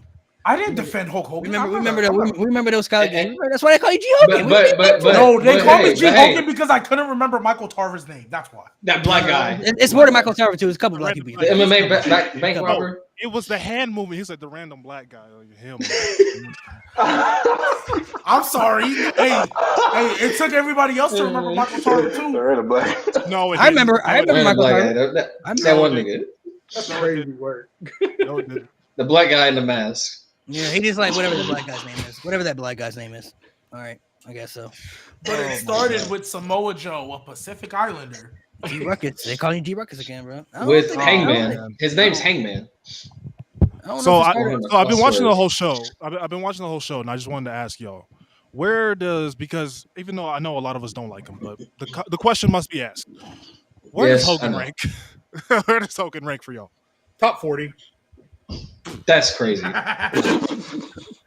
That's Realistically, Mo, I don't know. If you held a gun to my head and put me on a He's freaking- top 10. He's top 10. He's top 10. If you put me on a lie agree. detector without trolling, top 10, I guess. But yeah. every year that someone else does something good, Hogan goes further down the list. But Here's the thing, But Jay, with your logic, you don't have to. I was gonna say- Marketability. Yeah. You can't. Well, I was market gonna Hogan. say, okay, I was gonna say for He the can, time he wrestled in, Hogan was extremely marketable. Like kids loved. Obviously, I we didn't know, know I know. what we know now. I know you know, Jay. Like no trolling. Like I know you know, because it's your list. I know what you value, like as Right. a performer, as a wrestler. Yeah. So like yeah, like the kids loved him. He was on every show. Like even if he wasn't in the title picture, like even though he's the bad guy in the '92 Rumble, like he's somehow the good guy. Whatever. Like they loved Hogan. Hogan was their guy. He broke a lot of records. Like that was their guy. And like when he left, that was a huge void they had to fill. Like Lex Luger obviously wasn't it. Like Almost killed WWF. yeah, it almost killed. Like him leaving was like huge. Like that was like The problem with Lex Luger They though, were is scrambling. they gave him a fucking tour only for him not to finish the damn story, and then gave him a celebration like he actually did something.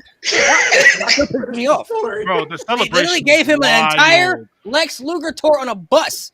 Slammed Yokozuna, goes to SummerSlam, wins the match by count out, but doesn't win the championship. And when, He didn't even try to get him back in the ring. they gave Bro, him a he didn't celebration try. with balloons and He waved confetti. the flag like I did. He waving the flag, people coming out holding him up like, man, you did. He's Like, not, he he's not a did champion. something. He It didn't win was anything. ridiculous. I'm leaving it He's with not a champion. something. That was the problem with Lex Total Luger. It's like they wanted to pull the trigger, but they didn't. Like they were stalling with him. Like, why you give him an entire tour, and then what makes it even worse is that they had him win by countout, but then they gave him a full celebration, like he actually accomplished something marketable, something big, with balloons, confetti. He got the American flag coming out there. Yeah, I did it, but he didn't win a championship. I don't see a title around his waist. Why are we celebrating? He didn't even try to get What is Yoko the celebration that we're celebrating? I'm not understanding this. There's no celebration to be I'm celebrated. not understanding. So to follow up on Mo and Nate, just to close the book on Hogan, because God knows I don't want to talk about him any longer, and I have to. The things that always hurt Hogan, in my opinion, number one, he was the number one primo example. Not only was he probably the first, but he's probably the worst and best example of backstage politics. He was constantly politicking himself into positions. But wait. He said he never uses creative control. He's full of shit. Number But two, he also thinks Chris Benoit is loved in 2024. So. yeah, exactly. Number He two, He is. Number- He got those fans out there. Brother. He got Number two, Hulk Hogan. There are still. Hulk Hogan had a moveset smaller than my dining room table, and everyone keeps telling me, you go to watch his matches in Japan. Okay, then do it when it counts, and he never did. Jay's on the Never roll. did. Jay, you have to enunciate your words better, Jay. What did Jay say? He said dining room table. I thought You was said dining room table. I did not think that was coming out your mouth. No, he said smaller than my dot. Dining room table. Y'all children. Oh my. in your game. Jay, enunciate, please. But again, Nate, Yeah, I this heard show this. was wild today. Hulk Hogan is like the perfect balance of the good and bad. His impact in wrestling is so big, but then the politics is also very big as well. So it's like it's a 50-50 thing, because it's like without Hogan, where would WWE have gone? We don't know. That's a big mystery question. We don't really know. Gone. But then the Gone. backstage politics is like, if he didn't have those backstage politics, they could Like have WrestleMania better. 9. Yeah, how much better things could have been too. So it's a balance of both. It's like one of those situations where it's I like, know that hurts you, Mo. I know that hurts you, bro. it's like one of those situations where it's like you hate that somebody like that, So like stupid. a Hulk Hogan, has so much impact on something. You know what I mean? Like you hate that. Yeah. Like he's I just hate like- that it's him. Yeah, like it's that He's guy the that has that impact. You know What do I you mean? think? What do you think? I forgot your name, dog. What do you Chris. think about Hogan? I want to hear Chris. Chris, what you think about Hogan? Where you rank him?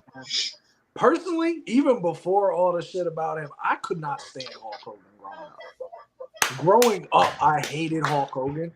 But if we're gonna talk about in the GOAT debate, I guess I can't deny the fact that he was the most popular star of the 80s and did helped not take just it claim. to what it became. But he can sit his ass right at 10 if I'm being fair and nice. Man, fuck him. He Um, 11. Yeah, I That's so That's so petty. I was like, That's me with Steph Curry. Bro, Like, bro, he he not even, bro, just he not look even over Omos, bro. Let's keep it a buck. He not even over Omos. Well, of course, I because mean, nobody's over Omos. So I mean, what's your point? we're having this GOAT debate, but obviously go we're on. being nice, letting The Omos. real, we didn't want to Yeah, make the just- title just- too long, but the conversation Yeah. was the GOAT besides Omos. 'cause, you know. There are two Besides people, Omos, like- there are actually two people that I definitely want to throw in here that I think if they stayed in WWE longer, they would be in the conversation. That's Kurt Angle and Brock Lesnar. Even though Brock Lesnar did come back to WWE, but if Brock Lesnar had stayed in WWE throughout the entire time, he top 5. He going on top 5 all time. Yeah, because the way they were pushing him, bro. Yeah. Like, I'm not gonna lie. Hall of Just- Fame. What he did in 4 2 years, bro. Royal Rumble win, King of the Ring, WrestleMania main event, 3-time WWE champion, bro. In 2 years, no, he was top. He was I'm not gonna lie. I'm Yeah. not gonna lie. If Brock stays, does Cena even happen? I think Not to the I think extent- it happened. I think it's more That's a so of good like question. I That's think a it's good more question. so of like a Batista, Batista, exactly. Yeah.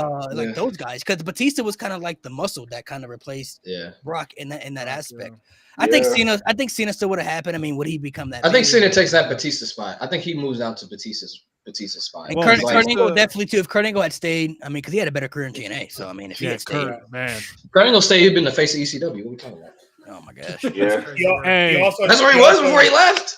No, Yeah, but I no, mean, no. he would have been a face, but he would have still, like, if he'd have stayed throughout the entire peak. Like, imagine No. what he did in TNA, just in WWE still. Like, oh, come on, bro. Like he. Like, Hey, like, well, hey, Yeah. Can I ask? Damn. Almost beat Aston. Can I ask my second devil advocate question of the day? Here we go. If Kurt Angle stays in WWE, does he have a better peak than Shawn Michaels' second run? ooh. Ooh. It Probably depends on the not if feud, Sean still because gets Sean's those matches feud. with the Undertaker. Yeah, because I don't know, man. Like Sean was still Fair enough, Sean Jay. is Fair having enough. the rivalry. Sean was is having really crazy tough. matches in WWE, bro. Like crazy matches. No, that's what I'm saying. If Kurt Angle stays, obviously he probably. But Kurt Angle was goes having with crazy the matches in storyline. TNA too, though. No, that's what- I would maybe say yeah, because honestly, at that point, Shawn Michaels was still one of the best. But when Kurt was in TNA, you could literally say he was the best wrestler in the world. Like he could have been #1 best You wrestler. could in the world argue it. at Yeah, that you time. could argue it. Like Yeah. that was a conversation like people were having. Like he's the best wrestler on the face of the earth right now. So Yeah, because I'm just thinking he might not have the story. Because I think up until this Bloodline story happened, Jade, I think the Undertaker 4-year saga to me was the best story that they'd ever told. Absolutely. Mainly them first two, but the next two were also great as well. So obviously, I don't think Kurt Angle has that story, but he probably be like a longer reigning champion, have a couple more accolades under his belt. I think we'd be having a convo. They, especially, honestly, that probably would have been the next Stone Cold The Rock feud. If Kurt Angle and Shawn Michaels had been in WWE at the same time, them two, I'm not to the level like popularity. I'm talking like just bitter rival. Or is Cena Randy a better example of that? Cena Randy maybe just like a bitter rival. A bitter rival. I see what you're saying. I get what you mean. There's a It lot is that goes into Kurt connected, Angle too, yeah. though, G. Like, because I guess if you're assuming that he sticks around, you're also assuming that he doesn't continue to have the drug problems that he was having, which is really one of the main reasons why everything went the way that it did. Ultimately, it's probably best for Kurt Angle as a person and for his health that he left WWE. So, yeah, there's a lot that goes into Kurt Angle it. did say that. Yeah, he did say this. I forgot about that. Oh, black. Sounds like a G quote right there. Sounds like a G quote. Yep. G, I didn't say it this time. See, G, it wasn't me. It was Malik. I That's didn't say it. crazy. It's Let's kinda not true. mention the Truth be told. bestiality sex. Oh, There's Lord. Okay, There's- back to Hogan real quick. Back to Wait, Hogan. he's not a fan of him. Damn, but that's even better. Did he lock Booker T wife? Hold in the on. room? That's what I'm saying. That's what he referred to it as. That was You know what's problematic. crazy? You know what's funny? So When me bad. and Minnie met Kurt, we talked to him about this. Because she was like, you were my Why? idol growing up. Well, because she was like, oh, you were my idol. Like, you were like my father figure growing up. Like, even though, like, you know, you're doing things like bestiality, you know, talking about bestiality, sex. And I was like, yeah, that was terrible. He was like, yeah, I didn't want it. And he was like, yeah, I didn't like it. But I had to say it, obviously. Minnie is bold. What the? Oh, my Yeah. God. I mean, yeah. But yeah. I mean, he didn't like it, I wanted to obviously. say- but he had to do it. I mean, that's not that bad. Going up to Triple H and asking him about his situation, probably worse than that. Hey, You gotta be bold for that why shit. did you I mean, put on yeah, black? Oh no, You I was never talking gonna about. I was talking about Triple H's casket match, which what's her name? With Katie. Oh, yeah. Yeah, we know. Yeah. You called it a. I'll talk to him about the Booker match? T. You know, you got to be really bold to go to. Bro, imagine if one of us goes up to him, is like, hey, bro, so what happened with you and Booker T? Like, hey, look. Hey, just let me know. Was it a you decision or a Vince decision? All right, this is I'm going gonna ask him. I'm outlook. gonna ask him. I'm gonna like, hey, gotta walk up to him. Like, be honest, bro. You want to bury CM Punk, right? You ain't want to win 90 champions. You didn't. Yeah. Oh yeah, for sure. Oh, He did. that's obvious. That's obvious. Oh, yeah, we all know. We all know. Triple H We just all know. confirmed that he didn't like CM Punk. He confirmed Yeah, that. he did. Triple H is petty. I'm gonna keep it a buck though. Up until Vince and all that stuff that came out, What? Triple H rode for that man. Like no BS. Triple H was a rode for Vince like the whole 9 up until the allegations came out. Then Gee, it was by like, the all right, way, cool. we're he's talking about that's his father-in-law. So we're talking about guys if they don't leave, where do they fall on the list? And you just said the name, and this is coming from me. If CM Punk gets what he wants, doesn't leave WWE, and CM Punk is probably top 3 WWE at this point. No question about it. That But 7-year gap is. Things went the Yeah, way that's that they did, and top Bro, 3. that's bro. I'm gonna keep it a buck with you, Mo. CM Punk was still the biggest star in WWE, like one of the biggest stars for like 5 years after he left. yeah, unfortunately. For like if he Still could have walked in that company for the first 5 years, he was gone, especially because those were the death At years. any point. Remember, from 14 to 19, that was the death years. He could have That walked in is at like any 17. point. No, 17 to 19. 17. Yeah. 18, 19. 2016 was is great. good. Like, No, 16 2016 was was good. great. 16 was SmackDown. bro. Imagine AJ Styles versus CM Punk in 2016. Oh yeah. At Oh, WrestleMania. At That would WrestleMania, have. bro. Oh my god, bro. Heel Roman Punk against who? face Bro, I'm AJ, not gonna lie. bro. I'm not gonna lie. Bluntly stated, Roman doesn't happen if CM Punk is still there. I'm not gonna lie. Roman doesn't happen. Ooh. Yes. Nah, Oh no, They they would have was Vince tried is in to. charge. No. They was Vince putting is in him on charge. No. They They pushed would have Punk out tried to. Because remember, at one point, Vince didn't have nobody else. Bryan was getting hurt all the time. Seth never really hit that level. You had Brock there, but like it was really Brock and Roman. That's But what he Vince even had. Daniel Bryan even confirmed though he said that before he even won the championship that he still told Daniel Bryan said Yeah, that Vince still told him Roman Reigns still going to be our next babyface, so. That was I'm not saying 3 he days wouldn't after have he wins forced the him. belt, bro. Yeah, so that was going to happen no matter what. I'm That's not That's saying they crazy. wouldn't have forced Roman down our throats. That's crazy. too. But I'm saying CM Punk is still there because at the end of the day, even though we could say what we wanted about how Vince handled him, he couldn't deny CM Punk was still one of their big money. yeah, calls. for sure. Like Yeah. if CM Punk stays and you get like, and we're talking in the context if CM Punk gets what he wants. If CM Punk just gets that main event, that's the context. Mania we're talking. 29. If he just gets that main event, I'm not gonna lie. Yeah, But- the medical maybe- stuff played maybe into Roman- it too, but Yeah, That too. maybe Roman still happens, but it's not as hated. He's kind of like Or it's not it as, takes like, him a quick. minute. Yeah, Yeah, it's not it as, takes like, him a minute push because to the moon. Vince would be like, oh well, I still got Punk.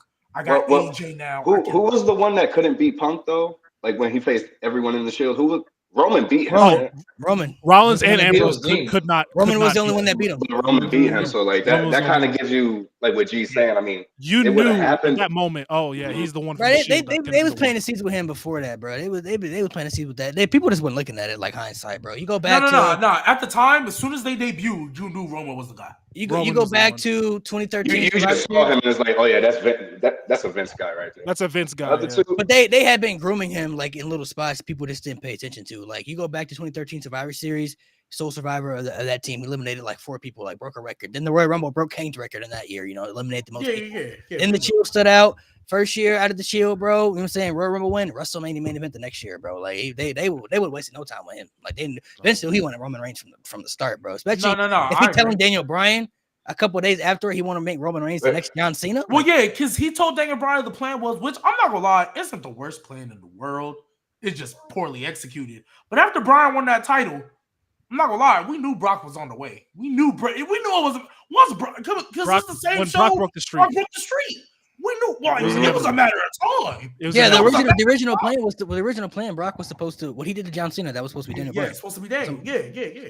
I'm glad it was Cena though. I'm glad it was Cena because that ended. Yeah, it worked better for Cena. I'm That- glad. Nah, but I Literally, think that would have got Brock way more. If he did it to Daniel Bryan, he'd have been so hated, bro. He'd have been so Not hated. even- Yeah, Ultimate Hill. Cena he was became just, loved because it was Cena. He Yeah, became because loved. if he ended the streak and then conquered Daniel Bryan in the same year, it's biggest heel. He's the biggest Oh heel. yeah. He's- Yeah, man. Hey, low key, that would have made Roman more love too.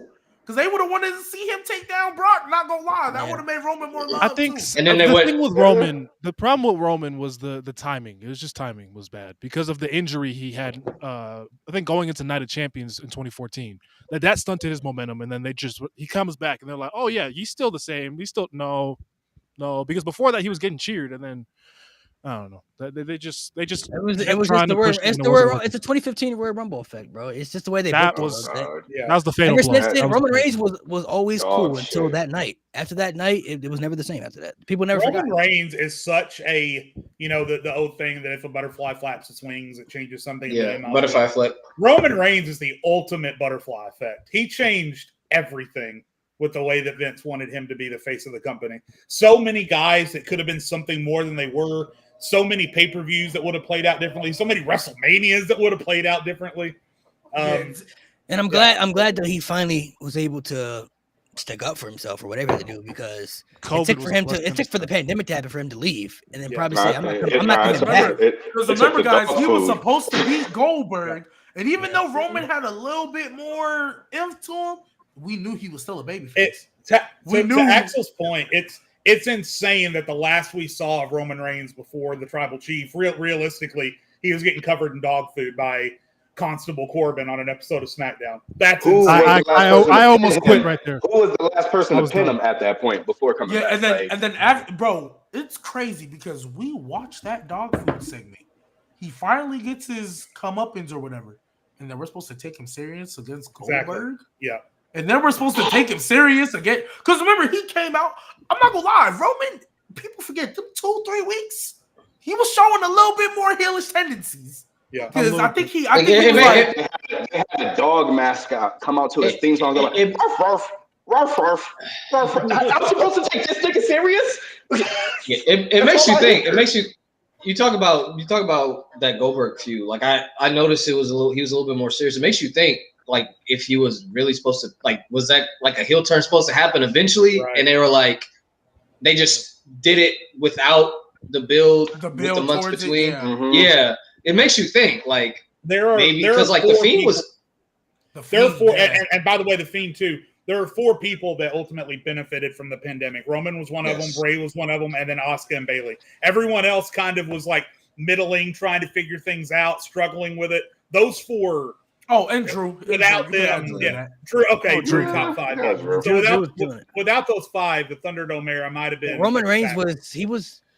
he was very smart at leaning towards the pandemic because he was doing things talking to the camera without Yeah. the microphone, the entrances where he just kind of looking at the camera and kind of just giving off different vibe. Like he played in different factors that he could use because there was no fans there and everybody can now hear what's going on without an audience being around. So it plays a factor to wonder like what would have happened, because I mean realistically I've always said they only had Goldberg beat the Fiend because they always wanted Roman Reigns to be the champion, but they still were hell bent on that man getting cheered. And if they had Roman Reigns beat the Fiend at WrestleMania, he's getting booed out of that stadium. So who's one other guy that they hate more than Roman Reigns at the time that he could beat at WrestleMania that the fans would actually care about? It's Goldberg. So You said that before, and it's a great point, Malik. I Yeah, 100% and agree that's a with good that. point. Yeah, 1000%. And one thing that's also underrated that I think helped Roman Reigns a lot is doing that Fast and Furious movie or the Hobbs and Shaw movie, whatever one where he was with The Rock. I think it was Hobbs and Shaw. Yeah. Yeah, it Him was. doing that movie, I think he got to actually be around some acting instead of the WWE acting at the time. And I think because you talked about being in a pandemic, well, he started actually articulating stuff. He was talking to the camera. He wasn't loud. He was low. You actually had to pay attention. And his matches. mannerisms, matches too. I think that little couple of weeks he was on set with The Rock and everything, and he kind of saw, oh, this is what real acting's like. Because this He was probably around got pretty a- much the same and he time. probably got some pointers from The Rock too, because remember, Hell yeah. Rock was Rocky Oh, yeah. Maivia for the longest, and then when he got hurt, he told Vince, bro, just give me a microphone and let me go out there and talk, because what we doing right now ain't Let me working. cook. So we gonna need to switch this up. Like this smiling shit, it ain't hitting, bro. Like, Let me go out there and let me just do my thing, and it'll work. And then it ended up working. So sometimes no wrestler knows their character better than the wrestler. You know what I mean? The wrestler obviously knows their character the best because they're playing the character. They know what it's going to take. And then booking and writers can help and play a factor into it too. But like nobody can really tell The Rock how to be The Rock. Nobody can tell Stone Cold how to be Stone Cold. Nobody can tell Roman Reigns how to be the Tribal Chief. They know their characters. You know what I'm saying? Who's going to tell Undertaker how to be the Undertaker? You know what I mean? Like you could present it in the beginning, but over the years, once he's done it so long, he knows he knows the Undertaker. You know what I mean? So Yeah. everybody's gonna know their character once they get it. And I think we test to like Roman Reigns was really good at playing that factor as far as when he was able to switch things and make sure that people knew that he was no longer the big dog. What y'all saw those 8 years, I'm not that guy no more. That guy's dead. He's gone.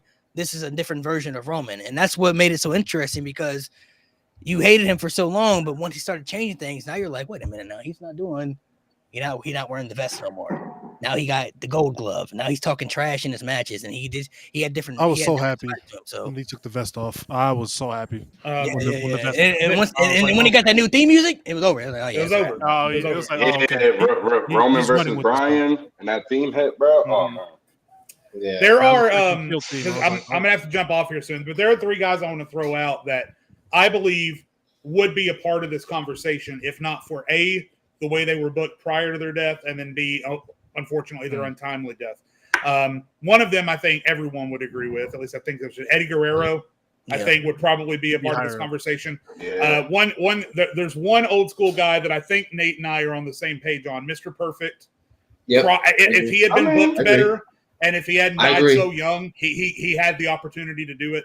And then my opinion, I've always held this guy in high regard.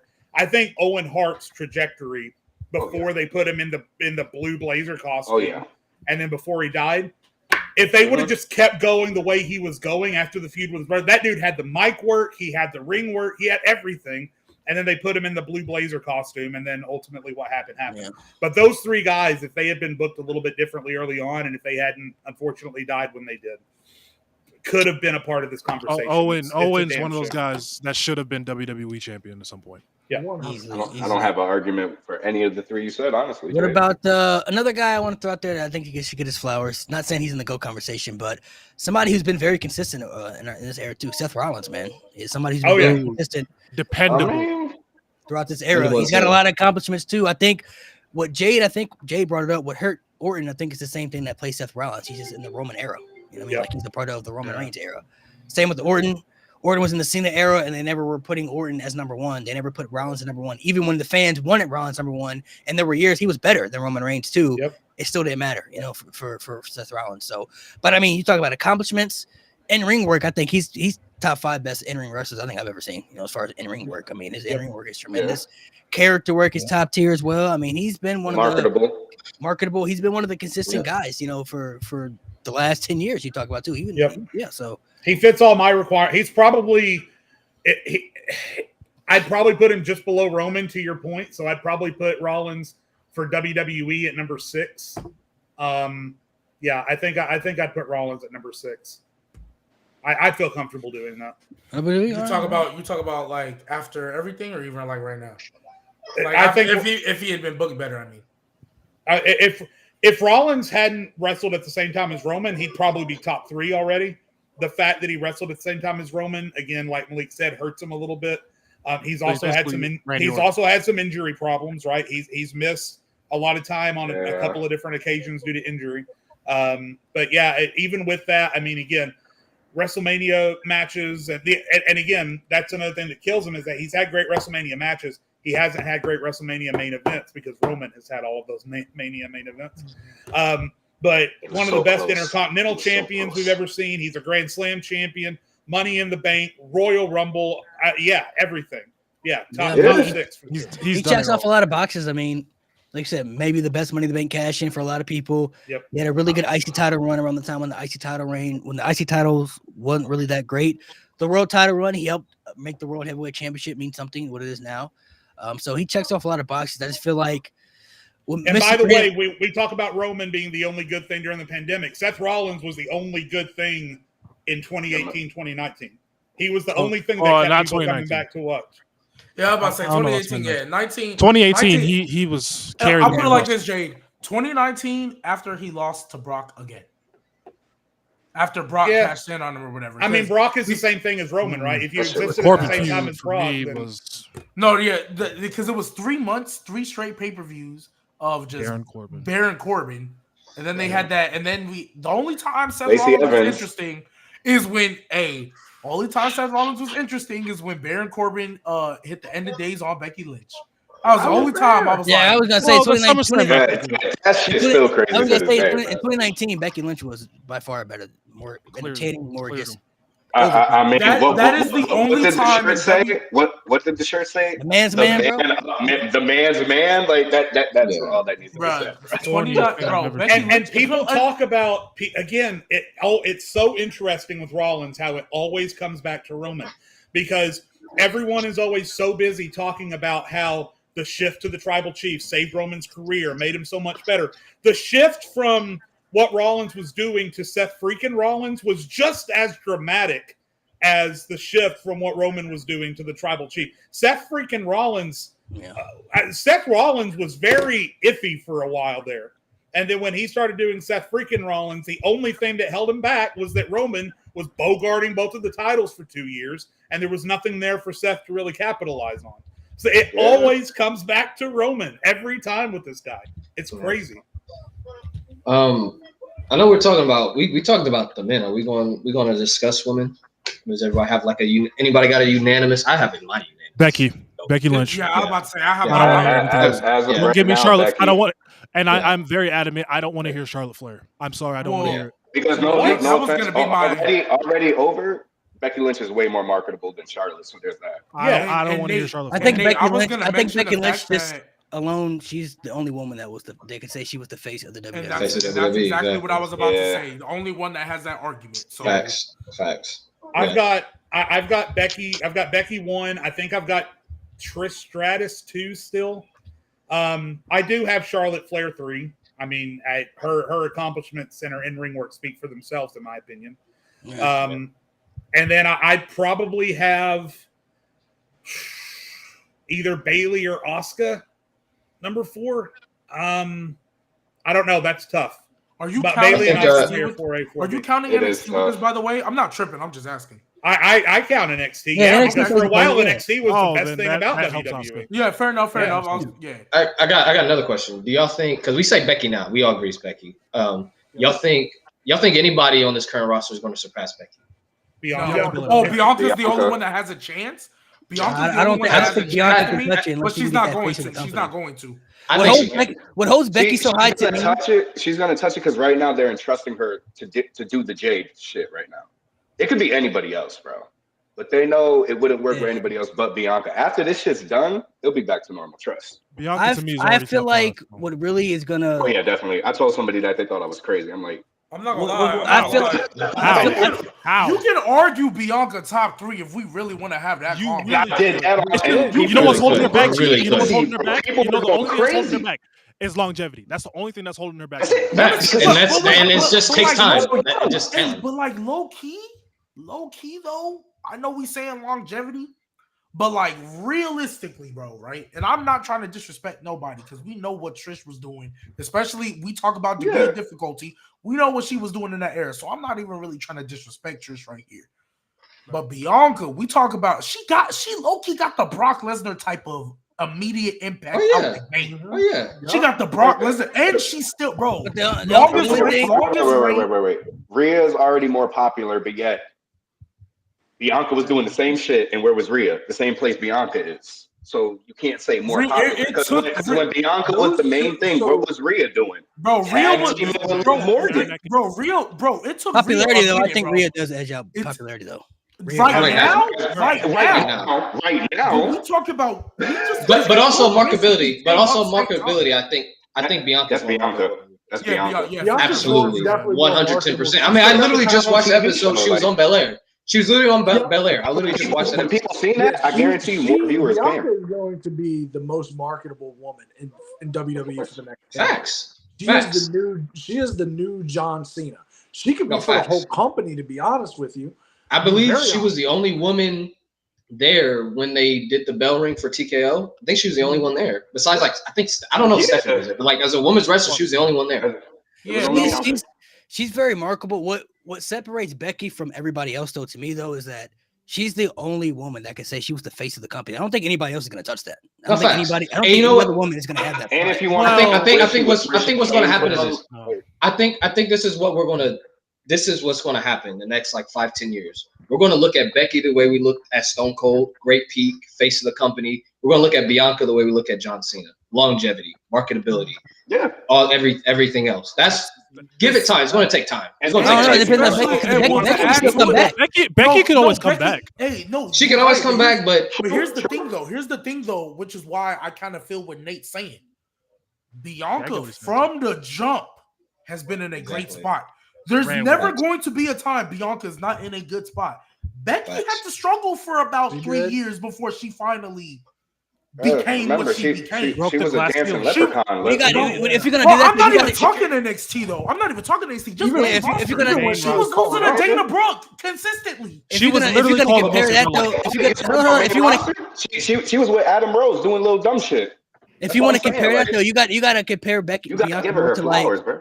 because Cena struggled too in the beginning. Like Cena wasn't always True. John Cena. Yeah, right? but No, of Cena course is not. the closest example. Like when we're comparing the women's division, the Longevity, closest that's example why. of hitting the longevity and popularity. Because yes, Cena did and struggle. marketability. Yeah, marketability too. Well, then honestly, I would compare it to Roman, bro, because Roman's the same marketability. Ah, But Roman had those. Roman- He had those bad years. He had those Yeah, bad Roman years. had no, we too talking bad. about He taxed him heavy marketability, on bro. Big Like Dog. Roman Reigns has never been in a bad spot. We're combining everything. We're combining the fact of marketability. Cena, even though he didn't start off great, he didn't have the lows like that. He was just kind of treading water. And then once he kind of was always on the up Yeah. and then stayed there. Whereas Roman, he was up, came down, came back up, and then eventually. And if we're being honest, there. longevity for Roman, he unfortunately at this stage of his career he doesn't have it because of all the other factors that he deals with. He's not a full-time wrestler. He's never going to be full-time again. His appearances in the next like 5-10 years are going to be less and less and less. Bianca she started great from the jump and she still has longevity. Like she's basically what Brock Lesnar would have. And she has for her. Right, and she's what Brock Lesnar would have been. She's going to be what Brock Lesnar would have been if he would have stayed, in a sense. And obviously not as big as Brock would have been. But like if Brock would have stayed, that's like the push Bianca's getting. Like because they were never going to ease up on Brock. Brock was always going to be in a great position. We would be talking about Brock as like top 5 lock. Yeah, because he wouldn't have stopped. Sure. Yeah, but he of course he had that break. And I'm going to keep throwing out the Becky list. I see y'all throwing out the Rhea stuff in there. And Rhea's great too. And Rhea's going to have longevity too because she's super young. So Rhea's not even in her 30s yet. So she hasn't even reached her peak yet. Bro. Like Rhea's going to be great, but then you got to look at title reigns too when it comes to that because let's be real. I think they really have an opportunity on their hands to make an Austin Rock out of Rhea and Bianca. It's good. You know what they're waiting on? I think I know what they're waiting on. I think they're waiting on a lot of these women in NXT to come up to fill a lot of the gaps. Because you see what they're doing. Because you saw in 2022 when Bianca was having her great run, Rhea was in the tag division. Now Bianca's in the tag division, but Rhea's like in the world title picture. So I think they're waiting on that roster to really get filled up. They're waiting on like your Lola, so like you can have those because only one can be at the top and the other has to kind of help the rest of the division. But once you fill out the roster with the rest of those NXT girls, it's going to take a while because a lot of them are new. But like once you fill out that roster, then you're going to have like a chance to finally have that. And remember, Rhea and Bianca were supposed to happen when Rhea first got into the Judgment Day. Money in the bank, bro. Money in the bank, bro. Like what the fuck? But honestly, I think that's when Rhea had like a heart. Yeah, she had like a heart issue or something. Yeah, but she was gonna lose that match, and that probably would have hurt her. Like her being injured was probably the best thing. Let me rephrase that. That sounds bad. Obviously, we don't want anybody a blessing to get in disguise. Yeah, it's there's the positive you can look at. It's kind of like Roman. It's kind of like the pandemic for Roman. Yeah. Like you don't obviously you don't want it. There's going to be a lot of women too coming up that we're not even talking about right now. The future, we don't even know what's going to happen. Jada Parker. 5 years. I do want to say there's somebody. Jada Parker and Roxanne are the only ones. I'm not gonna lie. Right now, I do want to say there's somebody that's constantly lost in these greatest women wrestlers of all time conversations, and that's Mickie James. Talent-wise, she's just as good as Trish and Lita, maybe even better. It's just the fact that I think she is better talent-wise. If WWE would have accomplishments too. Facts. If WWE would have used her the way that they used Trish, she would have been undisputed. They stuck her in shitty storylines. It's just that at that point, I can see it. I can really see it. Mickie James is crazy. They put her in bad storylines, but she does have the accomplishments, though. She does have the. Well, I still think Mickie James. Well, actually, let me rephrase that. Before these new women came up here, I thought Mickie James was like locked top 3. I always thought it was Mickie. I always thought it was Trish, Lita, Mickie. Lita and Mickie. That's but right now, I'm not. And right now, honestly, what about Mae Young, bro? Anyways, all right, that's the Bruno talking. Yeah, I was about to say. All right, how you gonna hate on Bruno? Mae Young, the Wilt Chamberlain. Anyways. Okay. Anyways. Crazy talk. Yeah, I feel like that when it comes to the women though, I mean, it's going to be different conversations throughout time because women's wrestling really only started to evolve, about, you could say maybe 9 years ago, and it's still continuing to evolve and get better as time goes. And now when you see what the women are doing in NXT, they're only going to get better from here. So, I mean, the conversation is going to change and vary throughout time. But for me, it's going to be hard for me for somebody to pass up Becky Lynch, just strictly off the impact. Becky, Bianca got it. Bianca would have to have, in my opinion, because I have Bianca at 2 right now. Bianca would have to have at 2? A Roman. Yes, I have her at 2 right now. I'm not gonna lie. It's not like she cleared. We're talking women. We're talking women right now. So I'm not saying she cleared nobody. But she had 2 for me right now. Bianca, the only way, in my opinion, she could pass Becky is if she has a Roman Reigns type run, and I don't mean just title run. I'm talking character work, development, Like But she that just was keeps what going she like would this. have to have. I feel like if What development, G? Like, what development do you? I mean, like, What do you mean? because when I talk about Roman, it's not that just Roman was a new character. It was also that there was a lot of layers where just Jey Uso saying, "I don't give a damn what the tribal chief's saying." We know, oh, you fucked up. Roman's You're cooked. face. You're cooked. Like Roman is about to get you, right? He said, Bro, when it's gotta feel Bianca like Belair having like because we all know Bianca's at least gonna have one heel run. We're assuming after this Jade. absolutely. We're assuming she's gonna get that one heel run, right? I still don't think so. We she don't should. know. She should. But have. she should. She should. She's such a good heel. But even if she doesn't, Go back. If she does that shit in NXT, yes, the character was good, but the mic work was cringe as fuck, bro. I don't think so. Like, I disagree I with that. like the mic. and it's also well. Here's the thing. Here's the thing. But Axe, here's the thing. That's NXT. That's NXT. You're dealing with a Bianca who's experienced. Like it. Yeah, Oh no, I don't think. I think her think character's gonna be. I think her character's gonna be. I'm that bitch. Like. Yeah. What you trying It's to do? not gonna Like. be that but level. she's She gonna has be running. accomplishments now. Because even- My Yeah, heel she's change gonna for be- Bianca would be crazy. Do y'all really see Even if she Jade? was- Do y'all really see Jade being the babyface though? Yes. She could Yes. play it. I mean, if Yeah, Bianca's a good enough heel, I think that's. if Bianca's a good enough heel, she should be able to help elevate. I think Bianca could That's be what makes the best like, heel. I'm better than you. Like Just I'm better see than it. everybody. Like and then Jay's like, no, you're not. Like Jay's like That's the what underdog. makes the best heels. Heels. No, you're not. No, you're not. What makes the best heels are heels that are able to help make top baby faces better baby faces, and I think Bianca could do that. I think she could do But that. I Absolutely. also She'll do what Sasha did for her. She'll do what Sasha Yeah, did for her. but my only thing is the reason why when I You say right. like character development, it obviously ain't got to be Roman Reigns specifically type level, but she's got to have somewhere it's like she's doing amazing, crazy work, even in You like want cinema. almost cinema. That's the only way. The I women see it. need cinema. The women don't have cinema, and I think Bianca's going to be And if the Bianca first had- to really like. and- Well, I think Rhea and Liv are kind of in that category. yeah, But that the one that like takes the division up is going to be Bianca. That's what you yeah, meant. and I whatever they feel do. and I feel like if Okay. Bianca Honestly, the only has time that I've ever felt cinema that way run, was she'll the pass Becky Lynch Becky stuff, Lynch. bro. The rise of Exactly. Becky Lynch stuff. And that's the only way Not I see Becky- her not passing Roman, Becky yeah. Lynch. Right now, for me, if I put my top 5 in order, if I had to put an order to it, it would Yeah, I be wanna hear Becky this. 1, Bianca 2, Trish 3, Charlotte 4, because even though we know how that is, I can't take away from that.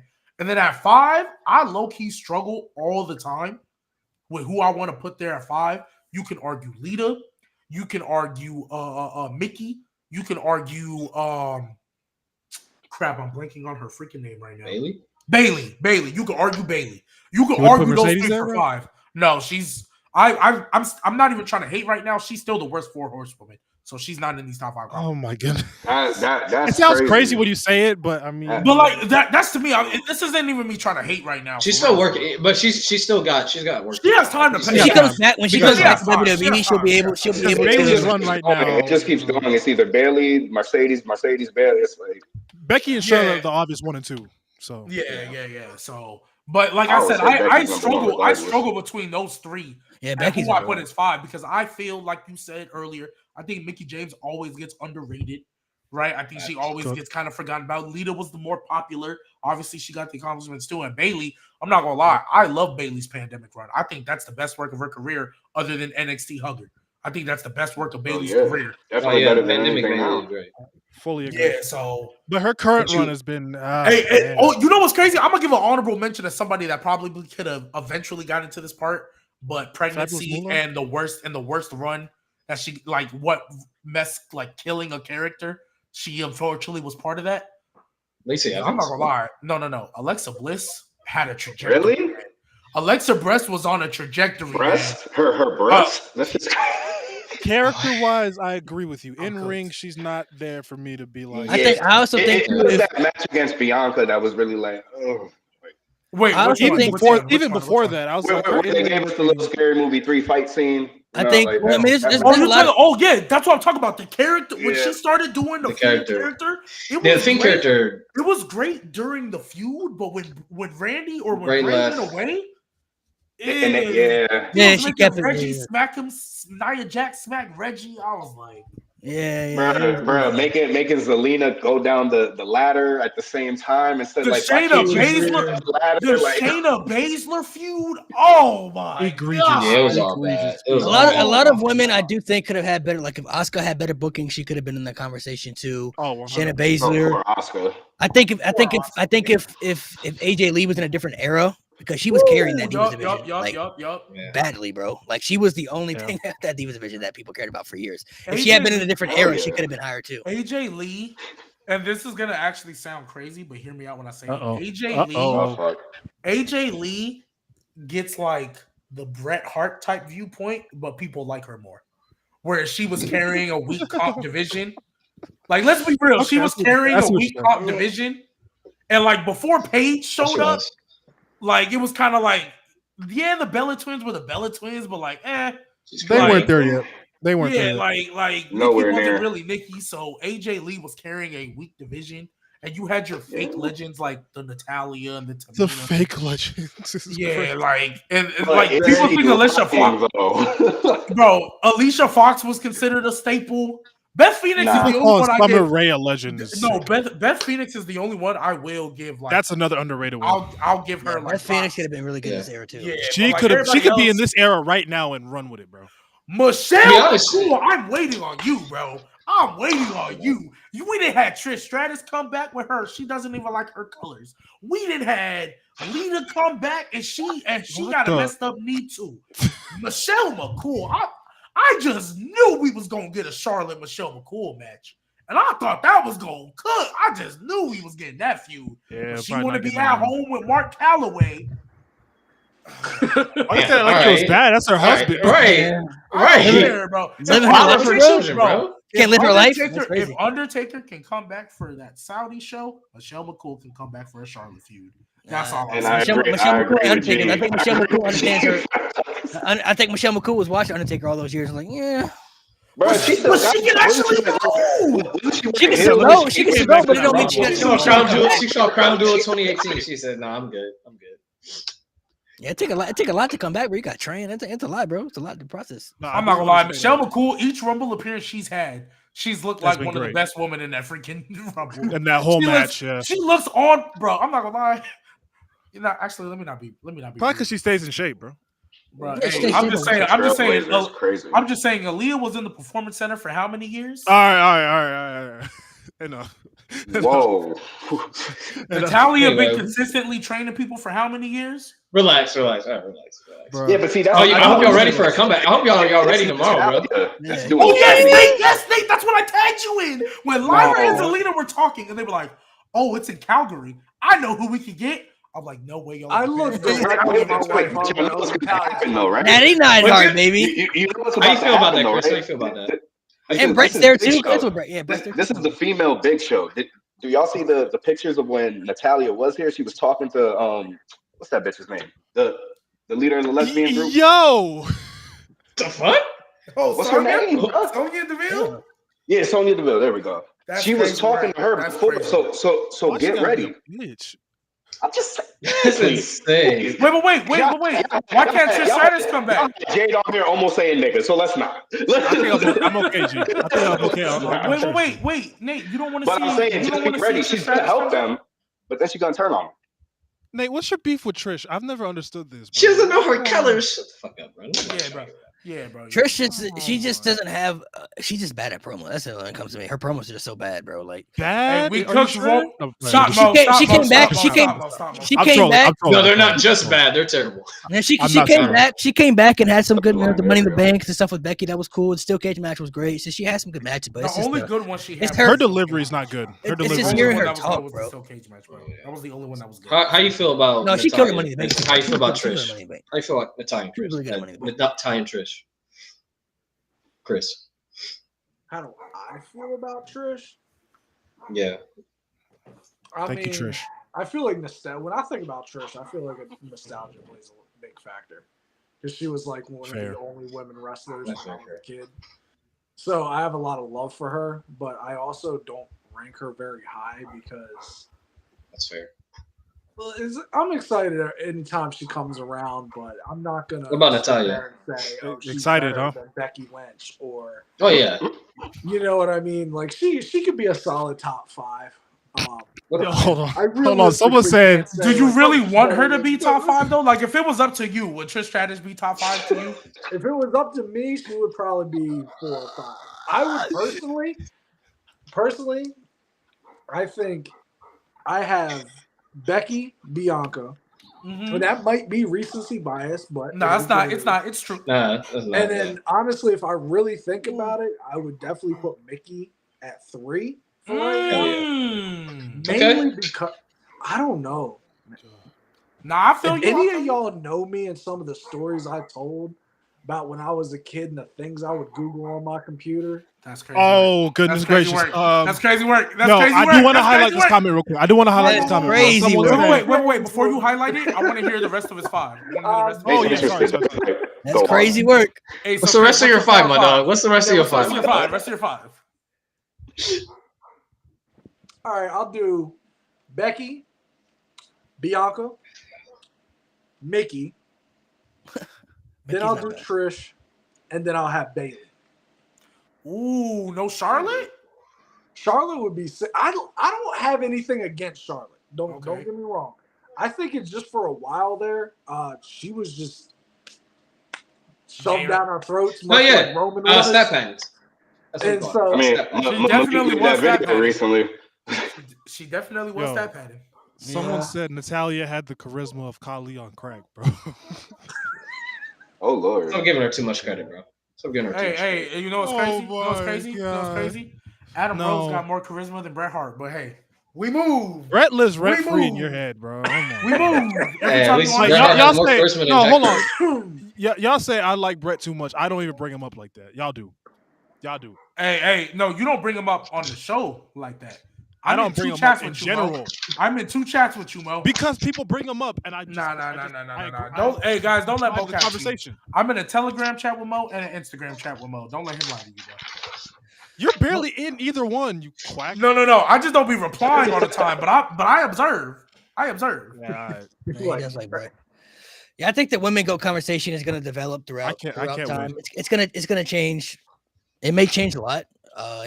People are gonna fluctuate and change, especially like when in the next 10 years. I mean, NXT looking crazy right now, so we don't even know who's gonna be Same, around. bro. in WWE That next women's 10 division gonna be years. crazy in the I'm- next few women's years. Well, division this is right what now. I think. Even though Triple H is not going to do it, I think the women's division would be in much better shape if they scrap the tag titles and just put a mid card. If you scrap the tag titles, I'm okay with a mid card title because I've now seen what it looks like on NXT.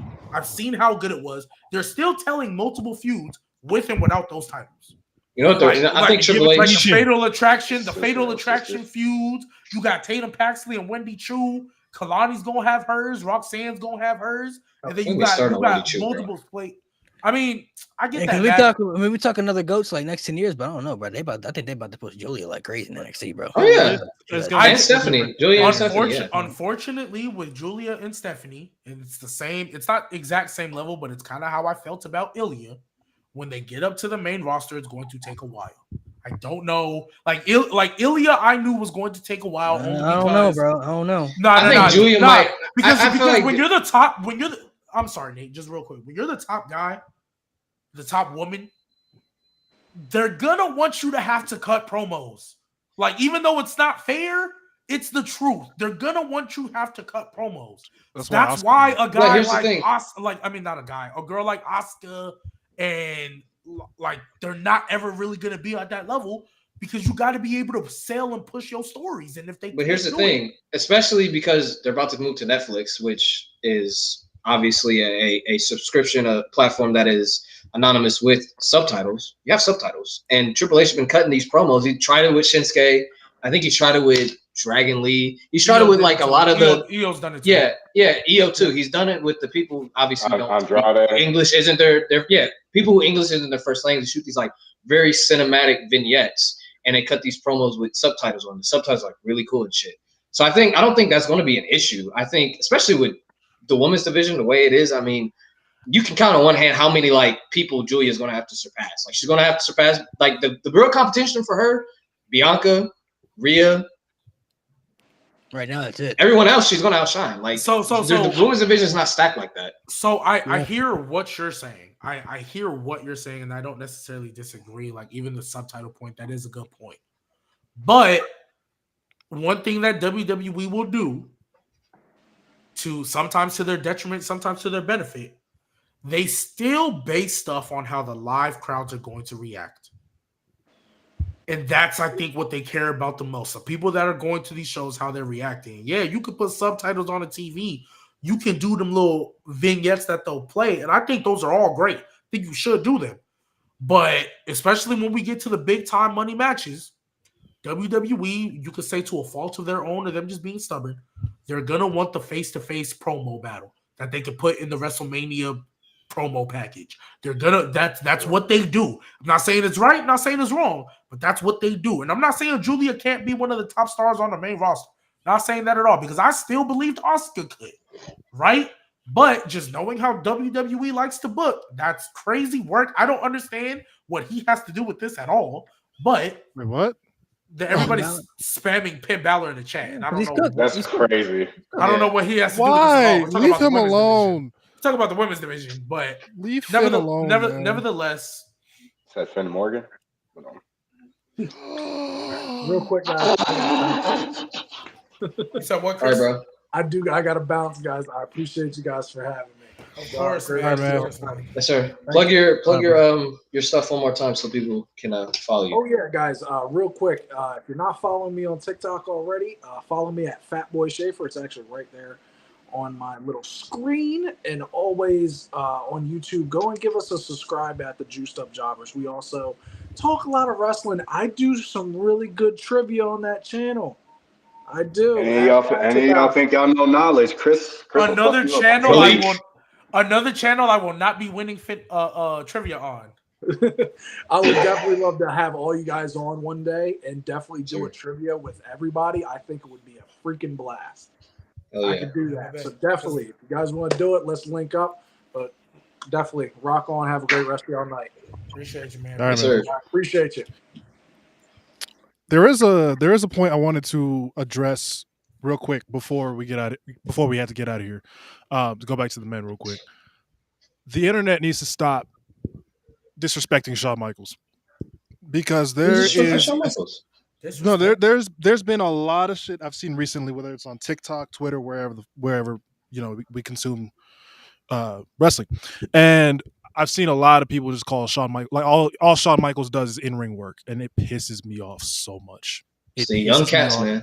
And it shows me who does. No, G, don't do that. Don't do that. I'm gonna let you finish. I'm gonna let you finish, and then I'm responding. Who's your daddy, Toronto? Come on, bro. Let's stop. Like Shawn Michaels. Shawn Michaels is an elite baby. Yeah, that was an elite heel. Or Montreal, He's a great promo. He's a great character worker. If you look at even the last 2 years of his career, the character work that he was putting in, whether it was with Jericho or Taker, like Shawn Michaels, 100%. He's actually moved up my list recently because I went back and watched a lot of them. Because my list was Cena, Taker, Austin, Hogan, and then Michaels. I've moved Hogan down and I moved Michaels up because there's nothing in pro wrestling that he does bad. Zero. There's nothing you need him to do that he couldn't do. He can do everything. Genuinely do everything.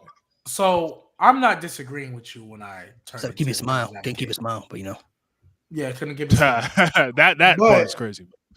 But what I was going to say was when it comes to, so I don't think people. I'm gonna argue for the minority side because me personally, I don't disrespect Shawn Michaels. I know what he is. I know what. I don't think you do. I do. I do respect Shawn Michaels. What I don't respect most of the time is when we get into arguments with people about who's Shawn Michaels over, and the only thing they harp on is in ring. Yeah, see, that's what gets. That's bad debaters. That is what gets. But that's most of the social media, which is what you were referring. Unfortunately, and that's what I feel like people do. That's what I feel like people do. I feel like they only talk about the in ring, and then at that point, you know me, I test logic. So at that point, if you're only going to talk about in ring, well, then are you going to die on the heel? Why is he not over Taker? Why is he not over Cena? Why is he not over Stone Cold? Because the same people that always talk about him, I never hear they put over Stone Cold or Cena or Taker. I never hear him over Right. that, and he cleared them niggas in ring. Like that's why I always test the logic. Because that's most of the time all I ever hear. Right? Yeah. I mean, shoot, Yeah. we got people arguing Eddie Guerrero being higher than some people just because of in ring. Right? That I can't get with. We had a whole disagreement about him being close to Roman because of in ring When was this? on this platform. I could have sworn you was there for it. Oh yeah. Eddie and Roman was a conversation. Yeah. Obviously, yeah. Eddie's a better character worker character worker. No, he's not. No, he's not. Before No, he's not. 2020, he's a better in-ring performer, I should say. But But that's my point. Like, that's my point. Like, if like, I always say like, well, why don't you die on the heel? That's why one of the big things that I've been pushing. Okay. If you're gonna talk about Roman longevity, this, that, and the third, don't put Rock in your top 5. And real talk, don't put Stone Cold there if you care about longevity so much. Yeah. Right? Like I think everything needs to be on a weighted scale. I think in ring there think could it's be a best different to list call between that in too. ring and just overall. But I mean, Shawn Michaels does have more than in ring stuff, but that's why a lot of people have him as their GOAT is because he was the best in ring wrestler they believe ever. He couldn't have a bad match with anybody, which is not. I mean, I'm not going to dispute that. I think Shawn Michaels is the greatest in ring performer I've ever seen. You know what I mean? Like he's number one on my list. But then you also still have you got AJ Styles, you got Eddie Guerrero, you got Kurt Angle, you got Kenny Omega and Okada, Daniel Bryan, Seth Rollins. Like you got a lot of those people too. So a lot of those people are also in those conversations as well. I just feel like Shawn Michaels he did everything so smoothly. Yeah, and he was able to put on a good match with anybody from different sizes, whether they were stronger than him, faster than him, more athletic than him. It didn't matter. And he was able to tell great stories with the matches that he was having. And then he was able to also do it without even, holding a championship for a period of time too. So I feel like Shawn Michaels is the greatest. Hard to do. Yeah, I feel like Shawn Michaels is the greatest in-ring performer. I think he's the best wrestler ever as far as in-ring wise. I think he's number one. But I've always float between him and Bryan only because me personally, I wasn't on the Bryan wave early. Like I didn't get it at first because I didn't watch anything outside of WWE before 2016. Like I wasn't even on the NXT wave, right? So I didn't get it with Bryan. But once I got it, for me, and it could be like a little personal bias thing, but like once I got it with Bryan, he's one of the few people, like even to this day, I will go back and just watch a match from start to finish. Even just the little beginning, just the holds and stuff. Like I will be so captivated by a Daniel Bryan first minute hold of a match. I will be just captivated by it. One thing that I love that he's been able to do in AEW, I feel like Daniel Bryan doesn't have a finisher, or Bryan Danielson now. I feel like he doesn't have a finisher. I feel like he just wins matches. I've seen so many times Bryan Danielson win a match just because he was working over a certain body part, and that was the submission he decided to use for it. Obviously, he has his bicycle knee. Obviously, he still has his label lock. But I've seen him win so many different matches. I mean, he was winning matches with like a triangle choke after stomping people out in the neck. Like, that's something I feel like when I can believe that you can end a match with any submission. Whenever, like, that's why I'm always so captivated by Bryan. That's why he's my one. But obviously, I'm not going. I mean, sure, I know people that he's say not Rushmore to me too. I know people that say AJ Styles the GOAT, and I'm not finna argue with you there either. Like, I was gonna say I have my top 4. My Mount Rushmore would probably be HBK, Eddie, Kurt, and HBK, Eddie Guerrero, Kurt Angle, and AJ Styles. Those would be my 4. I would take out Eddie for Bryan, but that's still a great 4. And I would still have. And you still got Bryan in there. Seth Rollins is in the conversation. I think. Kenny Omega, I think, is in that conversation. Yeah. Okada. Hey, I'm not gonna lie. Hey, do we honorable mention? Can we give Adam Cole some love? I don't know if I put Mount Rushmore. Can we put him in the same level as Seth Rollins, or can we not do that? Nah, I wouldn't put him. No. I think Seth Rollins is better. And I see Adam Cole, but that's what I'm saying. You're talking in ring wise. You're talking in ring wise. Yeah, in ring. Adam Cole. Yeah, I still think Seth Rollins is better. Yeah, I wouldn't put him. Not me. I couldn't. Adam Cole's great, but peak Adam Cole. Maybe I was just more invested in Adam Cole in his peak. His character, Adam Cole, Undisputed Era was just amazing. So Adam Cole, Sean. I agree with G what he just said earlier. Sean, the people that argue for Sean being the GOAT, all they use is in ring, and like they don't realize he literally does everything perfectly. Facts. Outside of the only thing for me that doesn't put him above like a Cena, Austin, or Taker is he doesn't have the impact that those guys have.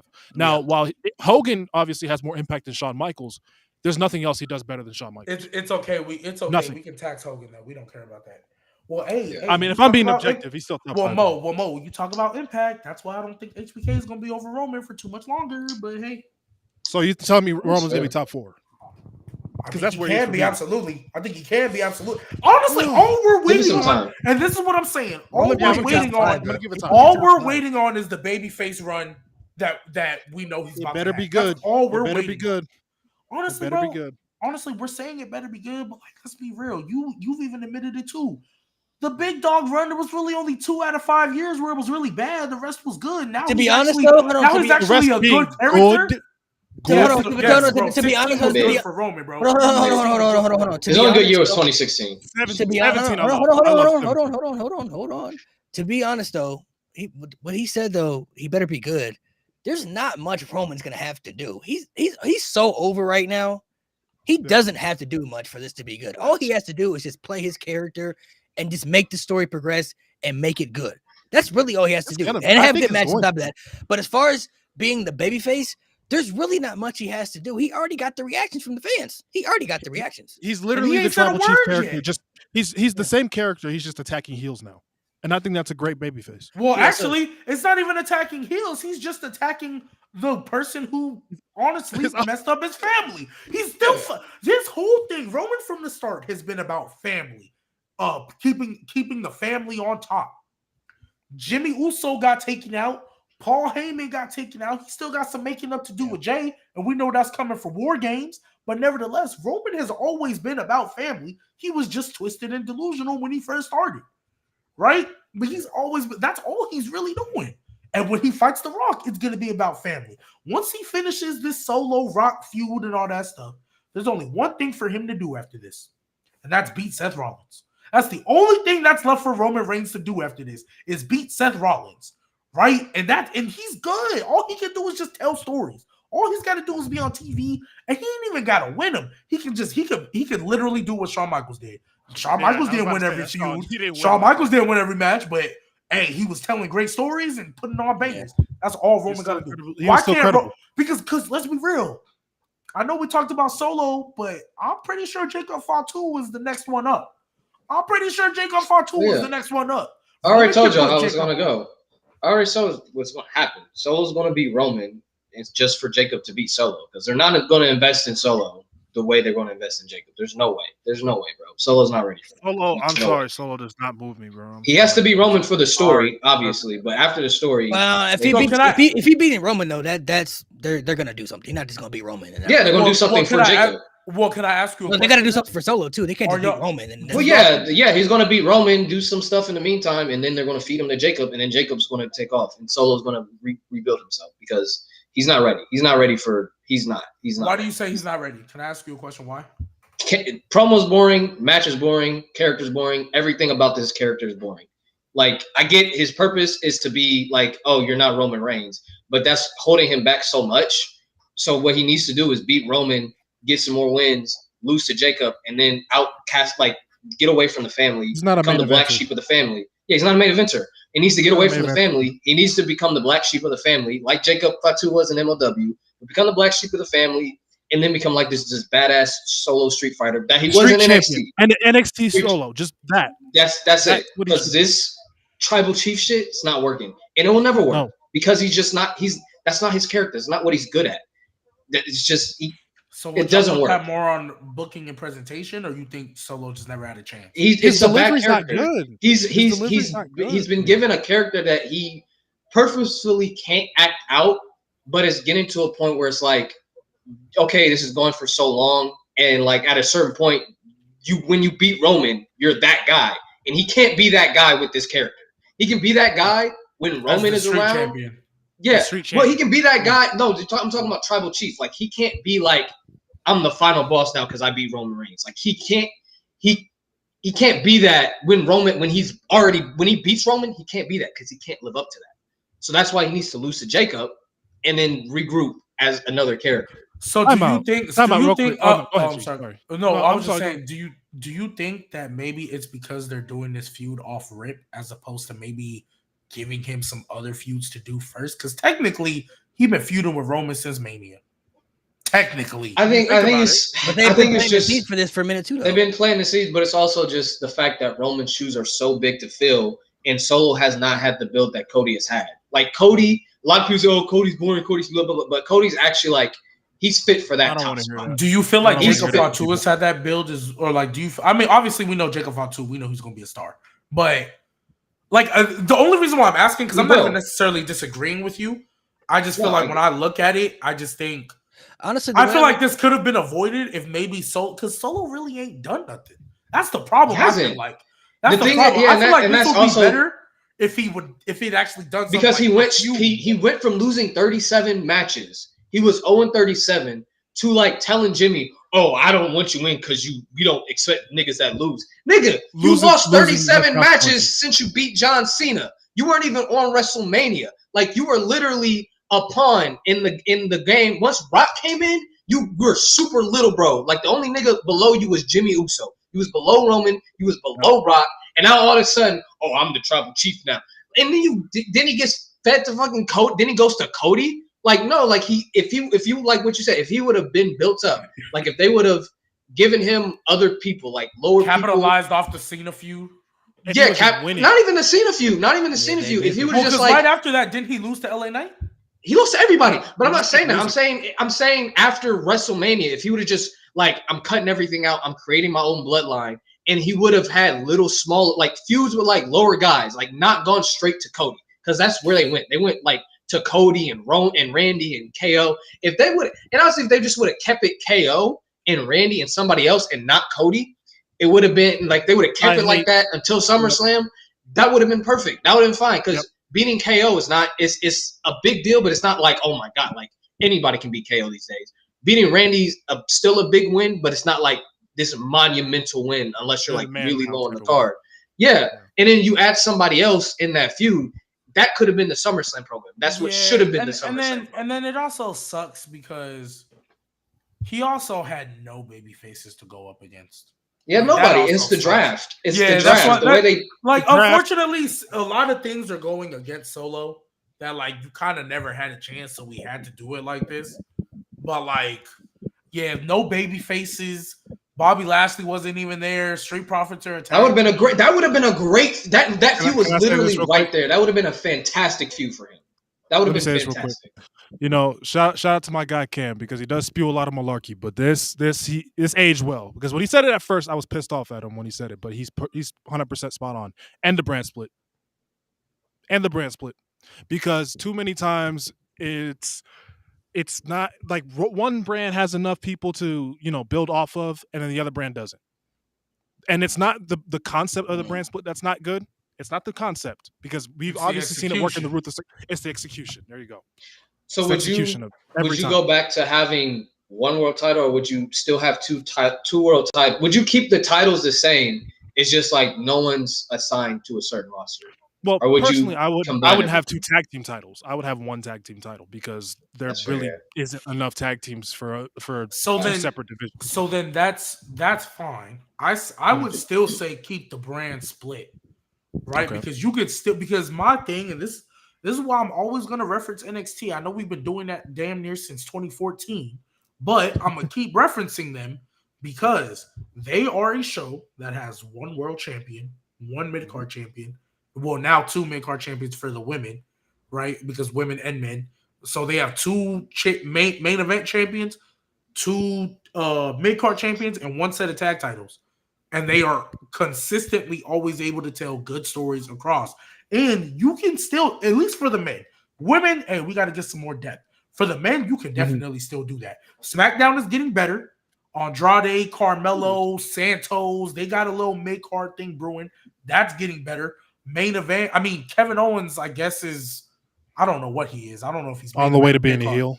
Upper mid-card. Randy's not officially part-time, but he's basically part-time.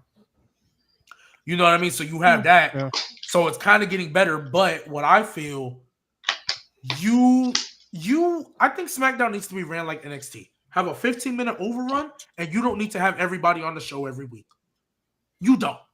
Like NXT doesn't have their people on the show like every NXT week. back in the day, pretty much. Yes, I'm hoping. you don't need to I'm have your hoping. people on the show every week. Yeah, and I'm hoping because they do it with NXT. I don't know what the deal is with USA for SmackDown. I know Raw probably because like, dude, it's 3 hours. Like, we're not giving you an extra time. But I hope that because SmackDown on Fox ended like 3 minutes early, which I thought was stupid. I was It's like, always stupid because Fox loves the commercials before the show. Yeah, so I'm hoping they can do that. They can give them a 10-15 minute overrun because it's 2 hours and it's US. It's the same network, but USA doesn't do it with Raw, so I don't know if they'll be willing to do it with SmackDown. It'll be on Friday though, so probably not. They used to give them an extra 5 minutes, if y'all remember that. They used to, yeah. But then Raw got so bad. I think Raw was just bad. They were just like, cut it I at don't 11. blame them. Well, they stopped I blame them. using the extra 5 minutes. That's what happened. They started ending Well, at 9. Like, I heard that. I heard that the network just wanted it to end at like 11 sharp. Like at 11, you're done, and that's why like in the Triple H era, like some matches like end and like that's the end of the show. Like they cut it like right immediately. Like Gunther beat Jay and like the show ended like 5 seconds later. Right away, yeah. Right away, like literally right away. We missed the Liv Morgan kiss because it ended right away. Yeah, and they're like they're very strict. They're like strict on like meeting that time. I don't know what changed. I don't know if it's because the show was so ass. They were like, we're not giving you like 5 minutes anymore, or if it was because like they wanted more commercials. The overlays, the overlays. I mean, the brand split is just good. It's just they don't execute the concept it is great. They don't execute it perfectly when it comes to certain things. But So it's I honestly just don't. I don't pay attention to that stuff anymore. I just kind of know it is what it is. So I'm just, I'm watching it just to watch it because I know the brand split don't mean nothing anymore. It hasn't meant anything for a long time. So I think it hasn't meant anything ever since. Well, granted, it never has, but for 2016. But for sure, once they stopped doing brand supremacy, I knew. I was like, okay, the brand Even split before that, if we're being real, the brand split. So the way I feel about it, other than NXT, because you can call it a third brand all you want. It's developmental. We know this. Yep. Other than NXT, Raw and SmackDown are just 2 shows. It's still continuity. I just see different people. I think the issue too is when you give the problem SmackDown's having right now is what kind of Raw had a couple years ago. They didn't give too much to Raw and they gave a lot to SmackDown. SmackDown really is just what the Bloodline is doing and who's going to face Cody next. I mean, that's kind of how it feels every week. Like, who's Cody's next challenger and the Bloodline segment. That's the most important storyline they got going on. So, and for a lot of people, that doesn't work for a lot of people because some people don't like Cody as champion. They find him boring. Some people don't like Solo. So, I mean, it kind of goes, hand in hand too. So, I mean, SmackDown, I always said I don't feel like SmackDown is bad. They just don't. They're not better than NXT and Raw, and they didn't get a lot during the draft, which hurt them a lot. Like they only got so many. Because before this, Raw was the worst. Like honestly, what they should do, the best show. The next Drew McIntyre CM Punk match should be a loser leave Raw match and have that person go to SmackDown. At least it adds something. I love that. That's a great idea. And I also, I'm not gonna lie, Drew would be great for SmackDown right now. Drew would be great. I don't think CM Punk is. Yeah, I think Punk's winning the rivalry because I think either one though, either guy could. I mean, they had a lot. And I feel like that's why I mentioned Drew because I feel like he'd be great. Like that should be a loser leave Raw because like from a storyline perspective, it's so personal that both guys should not want to be on the same. It's too big. The locker room is too big for both of us. And Adam Pearce is going to be tired of this shit. Yeah, only one of us can be on this brand, man. So that's actually a great idea. So I mean, that would loser leaves Raw, and go to SmackDown. Drew could be there. CM Punk could be there. I mean, either one would be fine. Literally, Drew and Cody. Yeah, Drew would be great over there. That would be great. Punk adds more element. That's a great filler feud for Cody. And Punk would add more element to star power. Drew loses again. Cody there, like that's a lot of stuff. Well, yeah, he's going to lose. Yeah, I mean, it's Cody. Drew's not winning another world champion for a minute. I hope y'all know that. Yeah, I feel bad for him, man. But it'd be. I mean, he'd be like, "Oh, cool. CM Punk's not going to call." But it would be. I think it would be Drew though, because I do think he'll lose anyway. Drew McIntyre would lose because I do think they're doing CM Punk and Gunther at Survivor Series. So I think that just makes that's the matchup. Hey, they should do a triple threat where Punk pins. Do y'all think Seth Rollins is eventually going to come back and call CM Punk that match?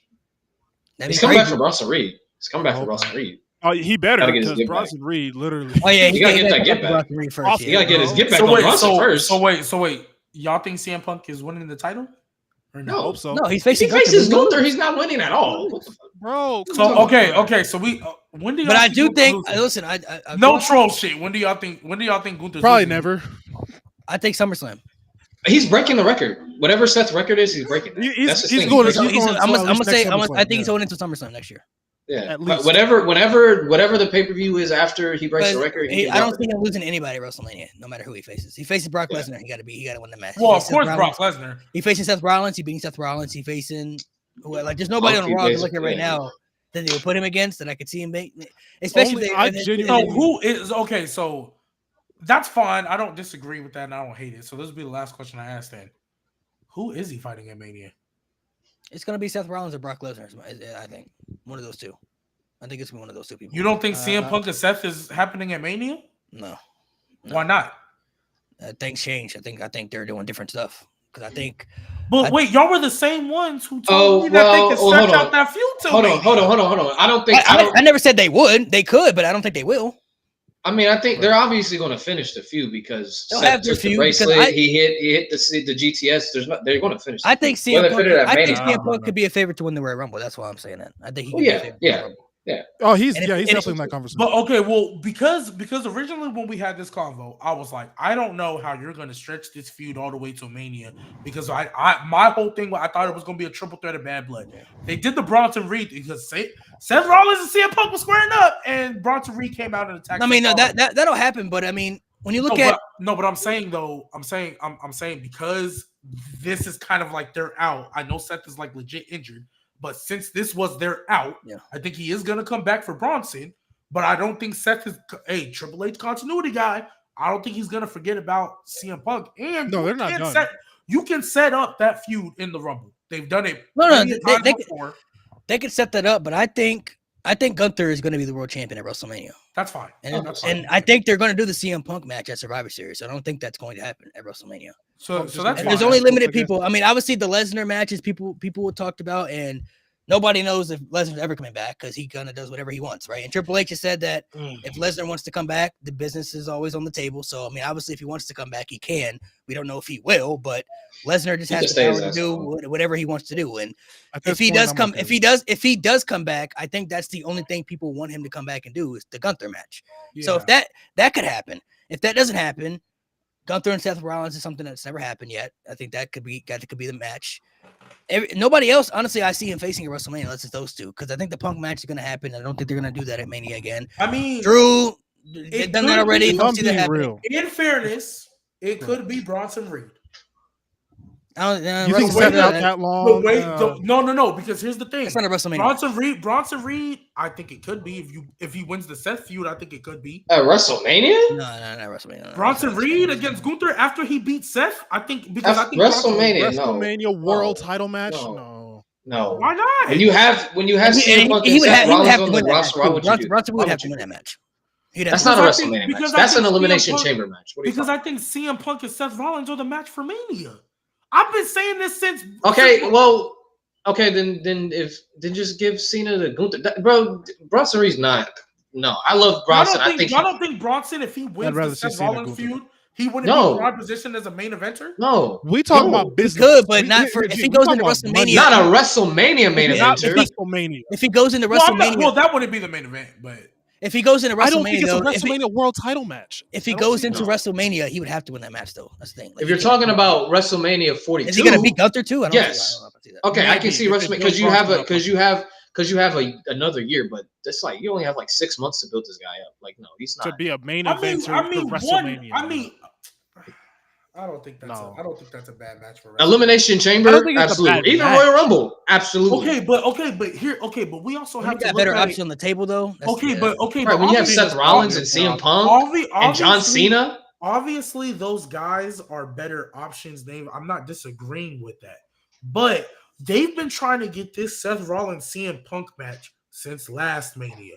I do not think they're going to. It's just how I feel about Rock Roman. I don't think they're going to have another year where they don't do this match, barring injuries. So unless if CM Punk and Seth Rollins get to this Mania both healthy, they're fighting. That's the match. It could be the rubber match. It could be the third one. It could be the first one. I don't care. They're fighting. Yeah. I don't. They already have that. They already have the out with Seth Rollins being taken off TV. They have the out. They don't even have to touch till the Rumble if they wanted to. So because those two options are off the table, I hear y'all about Brock. I understand y'all with Cena. I really, really do. Right? But if we just look at the way the table is set up, obviously Cena's kind of the wild card because we got to see when he actually starts coming back and doing stuff and what he does. But assuming Brock isn't coming back, what else do you like? I don't see what else you do for Gunther. I don't, unless you want to feed Braun Breaker to him, because Braun Breaker would have lost the IC title at that point. But I don't think that's happening. Yeah, I think it's still. I think it's still. I see it being Cena. That would be the only. That's the only guy he never. I don't think they've even had a match yet. I could be wrong, but I don't think they've had a match yet. I don't know. If I think if you do Gunther CM Punk a Survivor Series, I think Gunther Rollins could be like a Rumble match. Like I don't see a world, barring injury, Punk and Seth Rollins are not fighting at this year's Mania. I just don't see it. You know, like something they've been telling this story for too long for them not to do it. Something I've thought of that they could potentially do, and I don't know how y'all feel about this.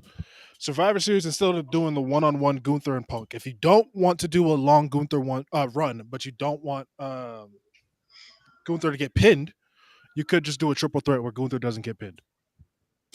You could do that, and then have Punk and Rollins as the world title match at WrestleMania. You could do that. I hear you, and I wouldn't hate that. I'm worried for Punk. I'm worried for Punk. I would actually be pretty okay with that, right? I want it personally, but I mean, if Punk was to win the world title, Seth, I mean, he could get that because I feel like that's too short of a reign for Gunther, though. It is pretty short, but he doesn't. I feel like I don't know. I feel like they're gonna try to fit Punk in that main event of WrestleMania next year somehow. Like that's. And I think that's with Seth. He's Rollins. getting 41 or 42. That would have to be for the world title, and I don't think it has to be. I don't think it has to be. But you also got to factor what other matches happen too. You got Cody and Randy. You got. And I hear you. I hear you, which is why I do not think CM Punk and Seth Rollins, main event or not, has to be for the world title. I think CM it doesn't. I think if you want CM Punk in the main event, I think a blood feud with Seth Rollins could easily suffice that. Yeah, Now it won't. Now don't get it twisted. I don't think it will because I'm sorry. It depends on who Cody faces. If Cody is in the same mindset of you, Malik, and he does not face Randy, he just faces, I don't know, a Rumble winner or whatever, then Cody's not main eventing the show. But if Cody is facing Rock, if he's facing Roman, that is the main event of night 2. Night 2. Yeah. That is the main event of night 2. So you can fit CM Punk main event night 1 with Seth or Gunther. Either way, I think CM Punk is the main. CM Punk, if we really keep it a buck, if he didn't get hurt, he would have been the main event this year for night 1. Night 1. Yeah, we all know that. Him and Seth. Would have been him and Seth. So I think CM Punk. I don't think they're gonna unless. Again, this could all change because I believe Triple H is willing to adjust unless someone just gets over like Rover. Super hot, can't deny it, Daniel Bryan type hot, whatever the case. All right, cool. See, my thing is, I don't see a world where I don't think they're gonna have two. Assuming Rock and Roman happens, right? That's not gonna have a title involved. I don't see them doing 2 back-to-back main events with no title involved in it, with no world title involved in it. I think they could because of who the people are in the match. It's CM Punk. Well, I mean, they're gonna have to have a world title match in the main event. It's the world title. So, you talking about whoever wins the Rumble? You know, 41. Whoever wins the Rumble, I feel like one of them at least has to main event the Mania because we know both of them won't. The men and the women won't do it. You know what I'm saying? So I feel like whoever wins the Rumble, one of them got to be in that spot. And realistically, unfortunately for the women, Rumble to you? CM Punk is one of my favorites to win the Rumble. He's one of the candidates I think could win the Rumble. I would have felt you more. I mean, I don't know for sure, but CM Punk is at the top of the list for me. I mean, I don't disagree with that, and I would feel you more if. And he wants the world title. He already been teasing the world. He's teasing the world title right now. He's one of the best people to never win it. So I'm not disagreeing with you on that. Yeah, that's what I'm saying. That's why I'm saying I feel like, again, I'm just looking at it not in the eyes of before, but just looking in the eyes of the landscape now. They've taken Seth Rollins off TV. If Seth Rollins was still on TV and they were doing this feud, I feel you more because I feel like it would have been wrapped up by then. Then you could do because CM Punk, even though he needs I think he should have a Rumble win on his career. His main thing is main event. So you can get there. You could have got there last year without the Rumble win. So I think you can get to the main event of Mania without it. That's his main goal. I think that's the last thing he wants to accomplish, right? I think you can do that without the Rumble. So I think if Seth Rollins wouldn't have been taken off TV, I would feel you a lot more. Because Seth Rollins will be here, I think they're going to cost each other the Rumble. that's how you're gonna set up for the Mania match. And so I think the Rumble winner is fighting Cody. Or no, I'm sorry. I think the Rumble winner is fighting Gunther, but I don't think it's gonna be the main event because I still think it's Cody and Randy. Until I see otherwise, I think it's Cody Randy for Mania. And I don't think you need, and you do not need to give Randy Orton that Rumble win. You do not. No, you don't. You should give him the world title though. Yeah, I'm on the different. I think That's Braun Breakers. I think Punk and Gunther. I mean, that could main event WrestleMania. SummerSlam 2025. If they wanted to do Punk and Gunther in the main event of WrestleMania, they could do that. That could main event night one. You already see Easily. how much they value Gunther, and he hasn't had that on his resume yet too. So that could be something to check off. He don't lose, man. It plays different factors. I mean, I guess it depends on what you believe is going to happen. I don't think they're doing Randy and Cody at WrestleMania. I think they're doing John Cena, Randy Orton at WrestleMania. So then that leaves it open for what does Cody do? And there's really only many options that he could face. So they have to be Roman, Rock, maybe somebody else that we don't know about yet either. But I guess it would depend on, what lines up and who's going to be where. I mean, Seth Rollins might not even be back for WrestleMania for all we know. He might not, because he came back way too soon this time. You know what I mean? So which is right. You are right. I got one question. Literally a day after I after said Mania. he's gonna be out. I Yeah. literally said he's I gonna be out for a got one minute. question. Then he came back next night. I was heated. Y'all really want Cena Randy at WrestleMania? No, I don't. No, Thank I you. don't. Thank you. I don't at all. I Bro, That's I want it in general. I want it in That's a general. Saudi Not- match. That's the definition of a No, Saudi you match could do that right there. SummerSlam. no, You could do that absolutely not. SummerSlam. It needs to happen. No, at WrestleMania. honestly, I don't want it at SummerSlam either. if it's not gonna, if it's for me, It could happen at SummerSlam. for me, It could, but I don't want it to, bro. because there's been a couple of times they should have had that match at WrestleMania 1-on-1 and they didn't do it. They could have had it at 24, but then they added Triple H to it. Yeah, 24. Made a triple threat. They could have did it at 33, but then they decided to have Cena lose the title to Bray Wyatt, and they did Orton versus Bray Wyatt, and then they had Cena in that mixed tag team match. So they could have did that year too. But for me, just based off of the feud, and we know it's going to be Cena's last WrestleMania. If it's not going to happen at WrestleMania, I don't want to see it. If it's not going to happen at WrestleMania, I don't want it at all. So it has to happen at WrestleMania. The thing for me though is They've never had that one-on-one match at WrestleMania, so it's like if it's and I that's like quick, the nostalgia. That's like the nostalgia match that we get for that WrestleMania. And I hear you. I really, really do. I'm not gonna trip if it's on Mania. I get it. But man, Mo, I'm with you, bro. I don't think that match is gonna be good. It's gonna be It's not. No, it's extra not. long. Bro, It's gonna be most of them extra in long their for no prime reason. wasn't good. Most Bro, of them it's actually in gonna their be prime extra- weren't bro. I'm good. not saying it will be good. It's just the Bro, but nostalgia, I don't, bro. If they put it on, It's Mania, the build. It's bro. the build. If you put The it build on would be Mania, elite. The build will bro. be elite. If you put it on Mania, you know they're going like 35, 40 minutes. Bro. Oh. I don't No, want to they're see that. not going. I don't want to see that, bro. I don't. They're not going that long. John Bro, Cena I can't. want John the Cena can't first- go bro, that long. Mania to be a bang. Bro, the I want first it to 5 be to a 10 bang. minutes are just gonna be them looking at the crowd, hold, letting the crowd applaud. Oh yeah. Holy Yeah. shit! Holy Crap. shit! Holy This shit! is awesome. It'll go about a good And 15 And then minutes. guess what? You're gonna get a Randy Orton headlock for 5 straight minutes, bro. Hey, That 15 match is not minutes gonna They be good. do, bro. Oh, so Cena Orton part like 1,200. No, Bro, if we gonna see Cena do anything at Mania, right? I felt this is That's two the only options person for I me. want to see John Cena face at WrestleMania. Honestly, That's just for the nostalgia. I want to see Gunther, bro. bro. I want to see him I don't go wanna see that, against Braun Breaker. I want to see him. No, go that's his last against Braun match. Breaker. That's his last match. You want That's him his to last die? match. Oh, That's his last match. Oh, last That's match. his last match. Last match. That's his last. Yeah, that's the nigga that's I gonna take him out. feel like John Cena's last WrestleMania needs to be a long-term WrestleMania. storytelling. Hey, long-term storytelling. John Cena was there at NXT for Carmelo Hayes. Facts. Oh Facts. yeah. I feel Hey, like hey, Oh. I feel like John Cena's last run needs to be a mix of nostalgia, where you can build him up a little bit at least, but also help others along the way. I feel like the beginning of his run needs to be something strong because he hasn't done anything or won anything in the last like 6 years. This WrestleMania, I think he needs to win his last WrestleMania. And Randy Orton, somebody he can beat because that's a legend, and that wouldn't be a burial for some people. You know what I mean? Like he could beat a legend like Randy Orton. That would be fine. Build him up a little bit, and then once you start get towards the middle, like a SummerSlam, that's when you get like the Braun Breakers, the Gunthers, you know, like all those matches that you know he could help. It's just when he puts people over this time, it has to be. You actually have to have a plan for them. Like, don't have an Austin Theory where like he beats Of him and then course, it of means course. nothing. Like this John Yeah. Cena we're talking about. Hey, so Cook. look, I just thought of a great idea. Hey, look, I know we talk about Cena Randy, but you want Cena win his last WrestleMania, somebody he can beat, but you also want to get the most people invested in the most heat possible. John Cena versus Dirty Dom Mysterio. Oh, okay.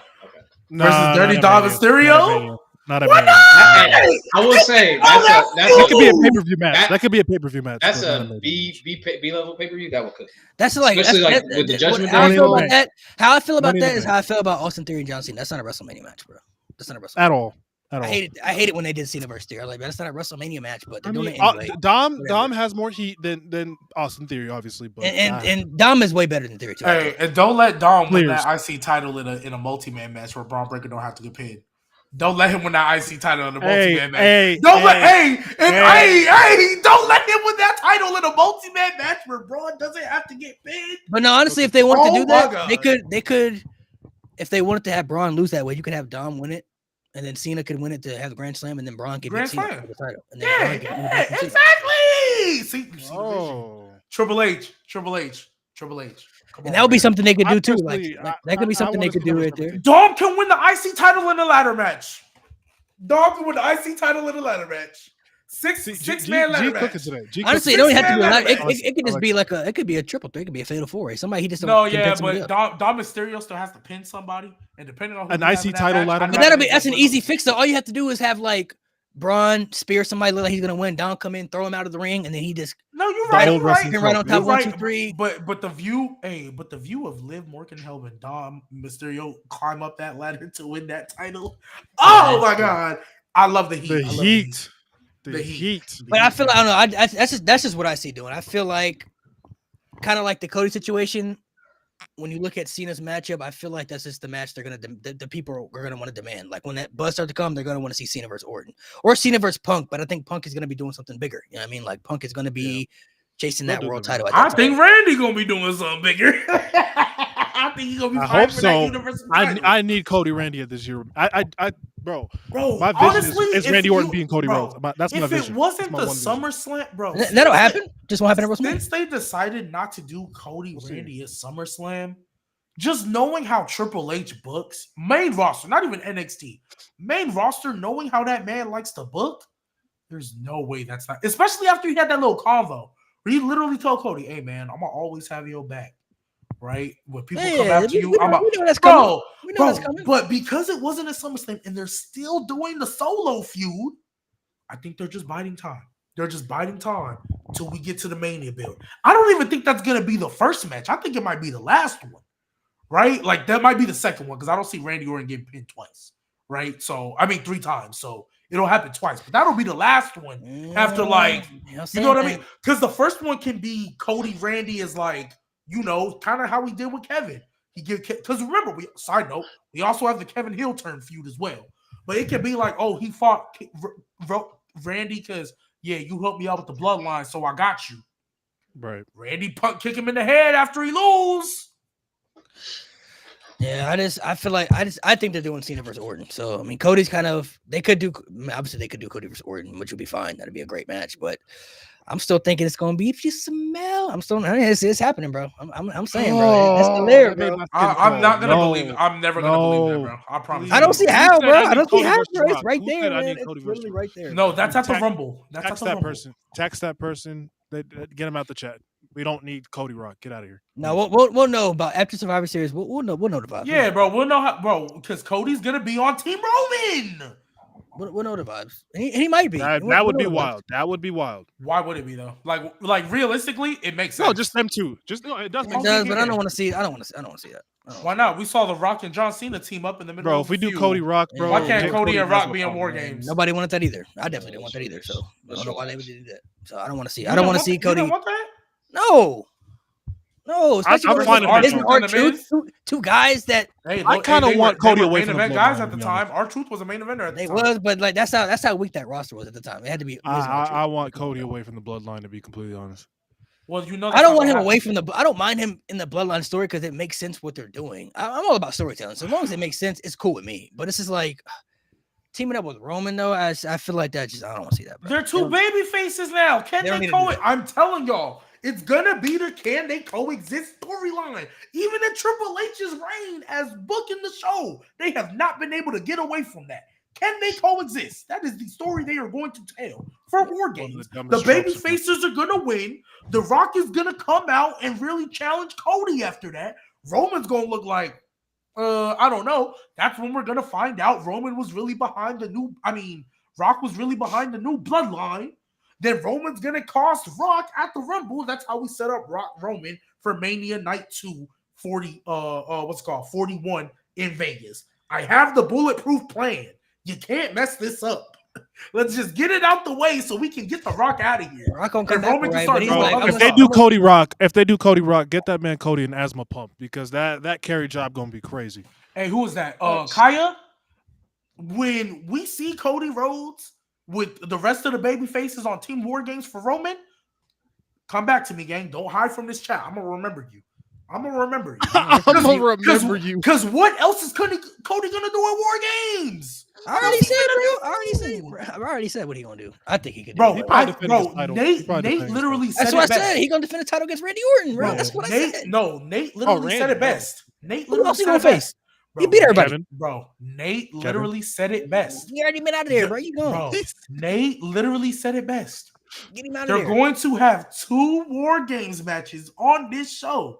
They are not going to put a world title match in between. I don't think they've done it even in the history of War Games. I think they've done it once, maybe. That's true. They did literally 2019. They did the Adam Cole match the next night on Survivor Series. That is true. Yeah. But that wasn't a world title. That was NXT. That was like lower end. I count that as a world title. I don't care. They did it at the time. I always have. And it was against Pete Dunne. Yeah, so you look. I mean, if you look at the last two Survivor Series, the other matches weren't world title matches because world champions are always in War Games. They don't defend world titles in War Games because all the matches are short. Besides Gunther and CM Punk, though, that's gonna happen at Survivor Series. So I don't think so. That'll be a world title. I think unless you could. If you do, you want to have a 4-match card. You want to have the War Games, two other matches, and then the War Games. They're gonna have about 5 I matches. think I'm fine with that. The War Games matches are long as shit. Triple H, them 3 matches in between are short. Last year, the longest match was like. I think Gunther and Punk because they're gonna be on the show and they're not gonna be in War Games. And they're doing Gunther and Sami Zayn in Saudi Arabia. So. Wait. Who's gonna be the women's War Games team? It's gonna be Damage Control. Team Rhea versus Liv. Team Rhea versus it's gonna be Damage Control, and probably Rhea versus the Stud Line and Liv Morgan. There you go. The Stud. It's gonna be Team Rhea versus Team Liv, bro. That's what it's gonna be. What, bro? What? I remind you of Rikishi with these bad The takes. Stud Line is crazy. Wow. That's what it's gonna be. I called them the Gender Fusion Collective, but I mean, anything could happen. I don't know. Maybe things change. Maybe they. I don't know. The show. Things could happen, but At the show before. Right, on that note, could happen. I'm just saying. On that note, Rock gonna come back and he said, "I'm gonna face you, Cody, at WrestleMania." That's what. And that's why I turned off my TV. And I apologize to Tony Khan. Can you imagine? Can you? How y'all really gonna feel if he does come back and says he's gonna face Cody at WrestleMania before? I'll say, I'm sorry, Tony Khan. Hey, no. Hey, sorry, you know Tony what's gonna Khan. happen? Hey, I promise you, this is what's going to happen. They're going to have a press conference for the kickoff to WrestleMania, and Roman is gonna pull a Cody and be like, no. You're fighting the OTC, nigga, and that's what's finna happen. That's what's finna happen. That's what you He gonna say it just like that. I can't. Roman. We'll see what happens. But I honestly, if because they do Cody and Rock, I can't wait for that podcast when we know what's happening. I'm talking about the week of WrestleMania. We just know it's happening. Like it's not. Y'all not gonna see Rock me. and Roman. It's Cody and Rock in the main event. I can't wait to see how people. I'm feel gonna be about flying it. AEW. I'm so excited. And I can't wait for the podcast episode where Triple literally does what I said word for word, bar for bar again, and it's Cody Randy, and then you got to sit there and watch Cena fight. I don't know, Gunther. Baron Corbin. I don't know. It might be Gunther. I mean, see, they're talking about Cena, so it might be Gunther. They're talking about that. It's a big match. If you want to put, It is a big match. That is a big match. Cena got to get some wins under his belt, though. And that would keep Punk and Rollins. Wait. The world title. So. Wait. They sacrificed Money in the Bank this year. You think they're gonna sacrifice the Rumble winner too? What if Cena wins his Rumble, bro?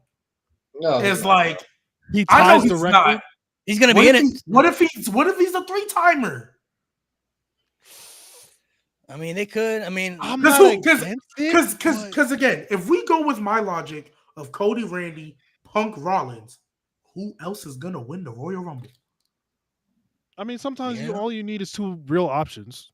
You don't really need the. Cena, but Cena a could bunch be of out if they wanted to, if they really wanted to have like a Super Cena type push for his last run. I mean, no better way to build him up than here and to win the Rumble off rip. Hey, you know because what I mean? if you look at the roster, and the way it's stated, no disrespect to anybody, but most of the roster is filled with upper mid carders and mid carders.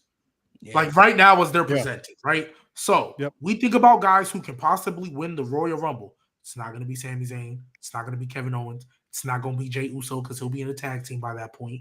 It's not going to be Braun Breaker because he'll probably still be holding the IC title. Not going to be Ilya. Not going to be Andrade, Melo. No, LA Knight's going to be US champ. I think he's holding that for a minute. There's nobody on the roster Logan Paul. genuinely you can think other than the Punk. But again, we're speaking in the sense that it's Punk Rollins at Mania. Who else is winning the Rumble? Logan Paul, bro. That's the answer.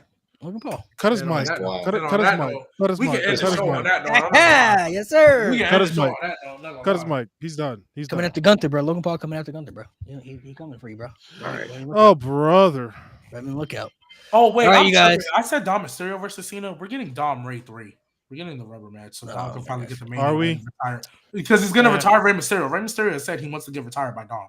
Yeah, he didn't say he's ready to retire This now. year? He said he Did said you he's see still how ready. he's moving? He said he still feel great. So Bro. I'm not gonna lie. I'm not gonna lie. You say stem cells. Bro, I'm not gonna lie. You say you see how he's moving. I watched a quick little cut up of like one of his matches from his younger days. Bro, that left knee is cooked. That No, left I knee, mean, but Yeah. as long as that left knee is cooked. Shut up, Nate. Shut up, as Nate. long as he Shut gets them stem cells though, but them stem cells be saving his life right now, bro. So if he They ain't are. had the stem cells, yeah, he'd been. Oh, he'd have been done. He'd have been done. Nah, but I think even now, bro, that left knee cooked, bro. But I'm not gonna lie. yeah. I don't think he has an ACL anymore, bro. I don't think he has an ACL anymore, bro. Okay. Nate, I don't stop. think so. No. I don't think so, bro. Nate. I don't think he has an ACL anymore, bro. I think it's I gone. know he said Hey, he more can't credit bend to it. G baby, you're hurting me. All right, we're leaving. We're leaving on that. We're done. Oh yeah, we got to. Make sure you guys subscribe, man. Subscribe to the pod. Be back next week for another debate. We're doing open mic next week too, man. So if you guys Good want to to be join the back. show, Good to pull be up back. next week. Yeah, pull up. Hey, Kaya, since you think I got the worst takes, Kaya, you can pull up. Yeah, you low-key kinda Who do sometimes. else got a? Who else got a? I mean, Hey, I don't like mean, Brett, so I'm not the worst.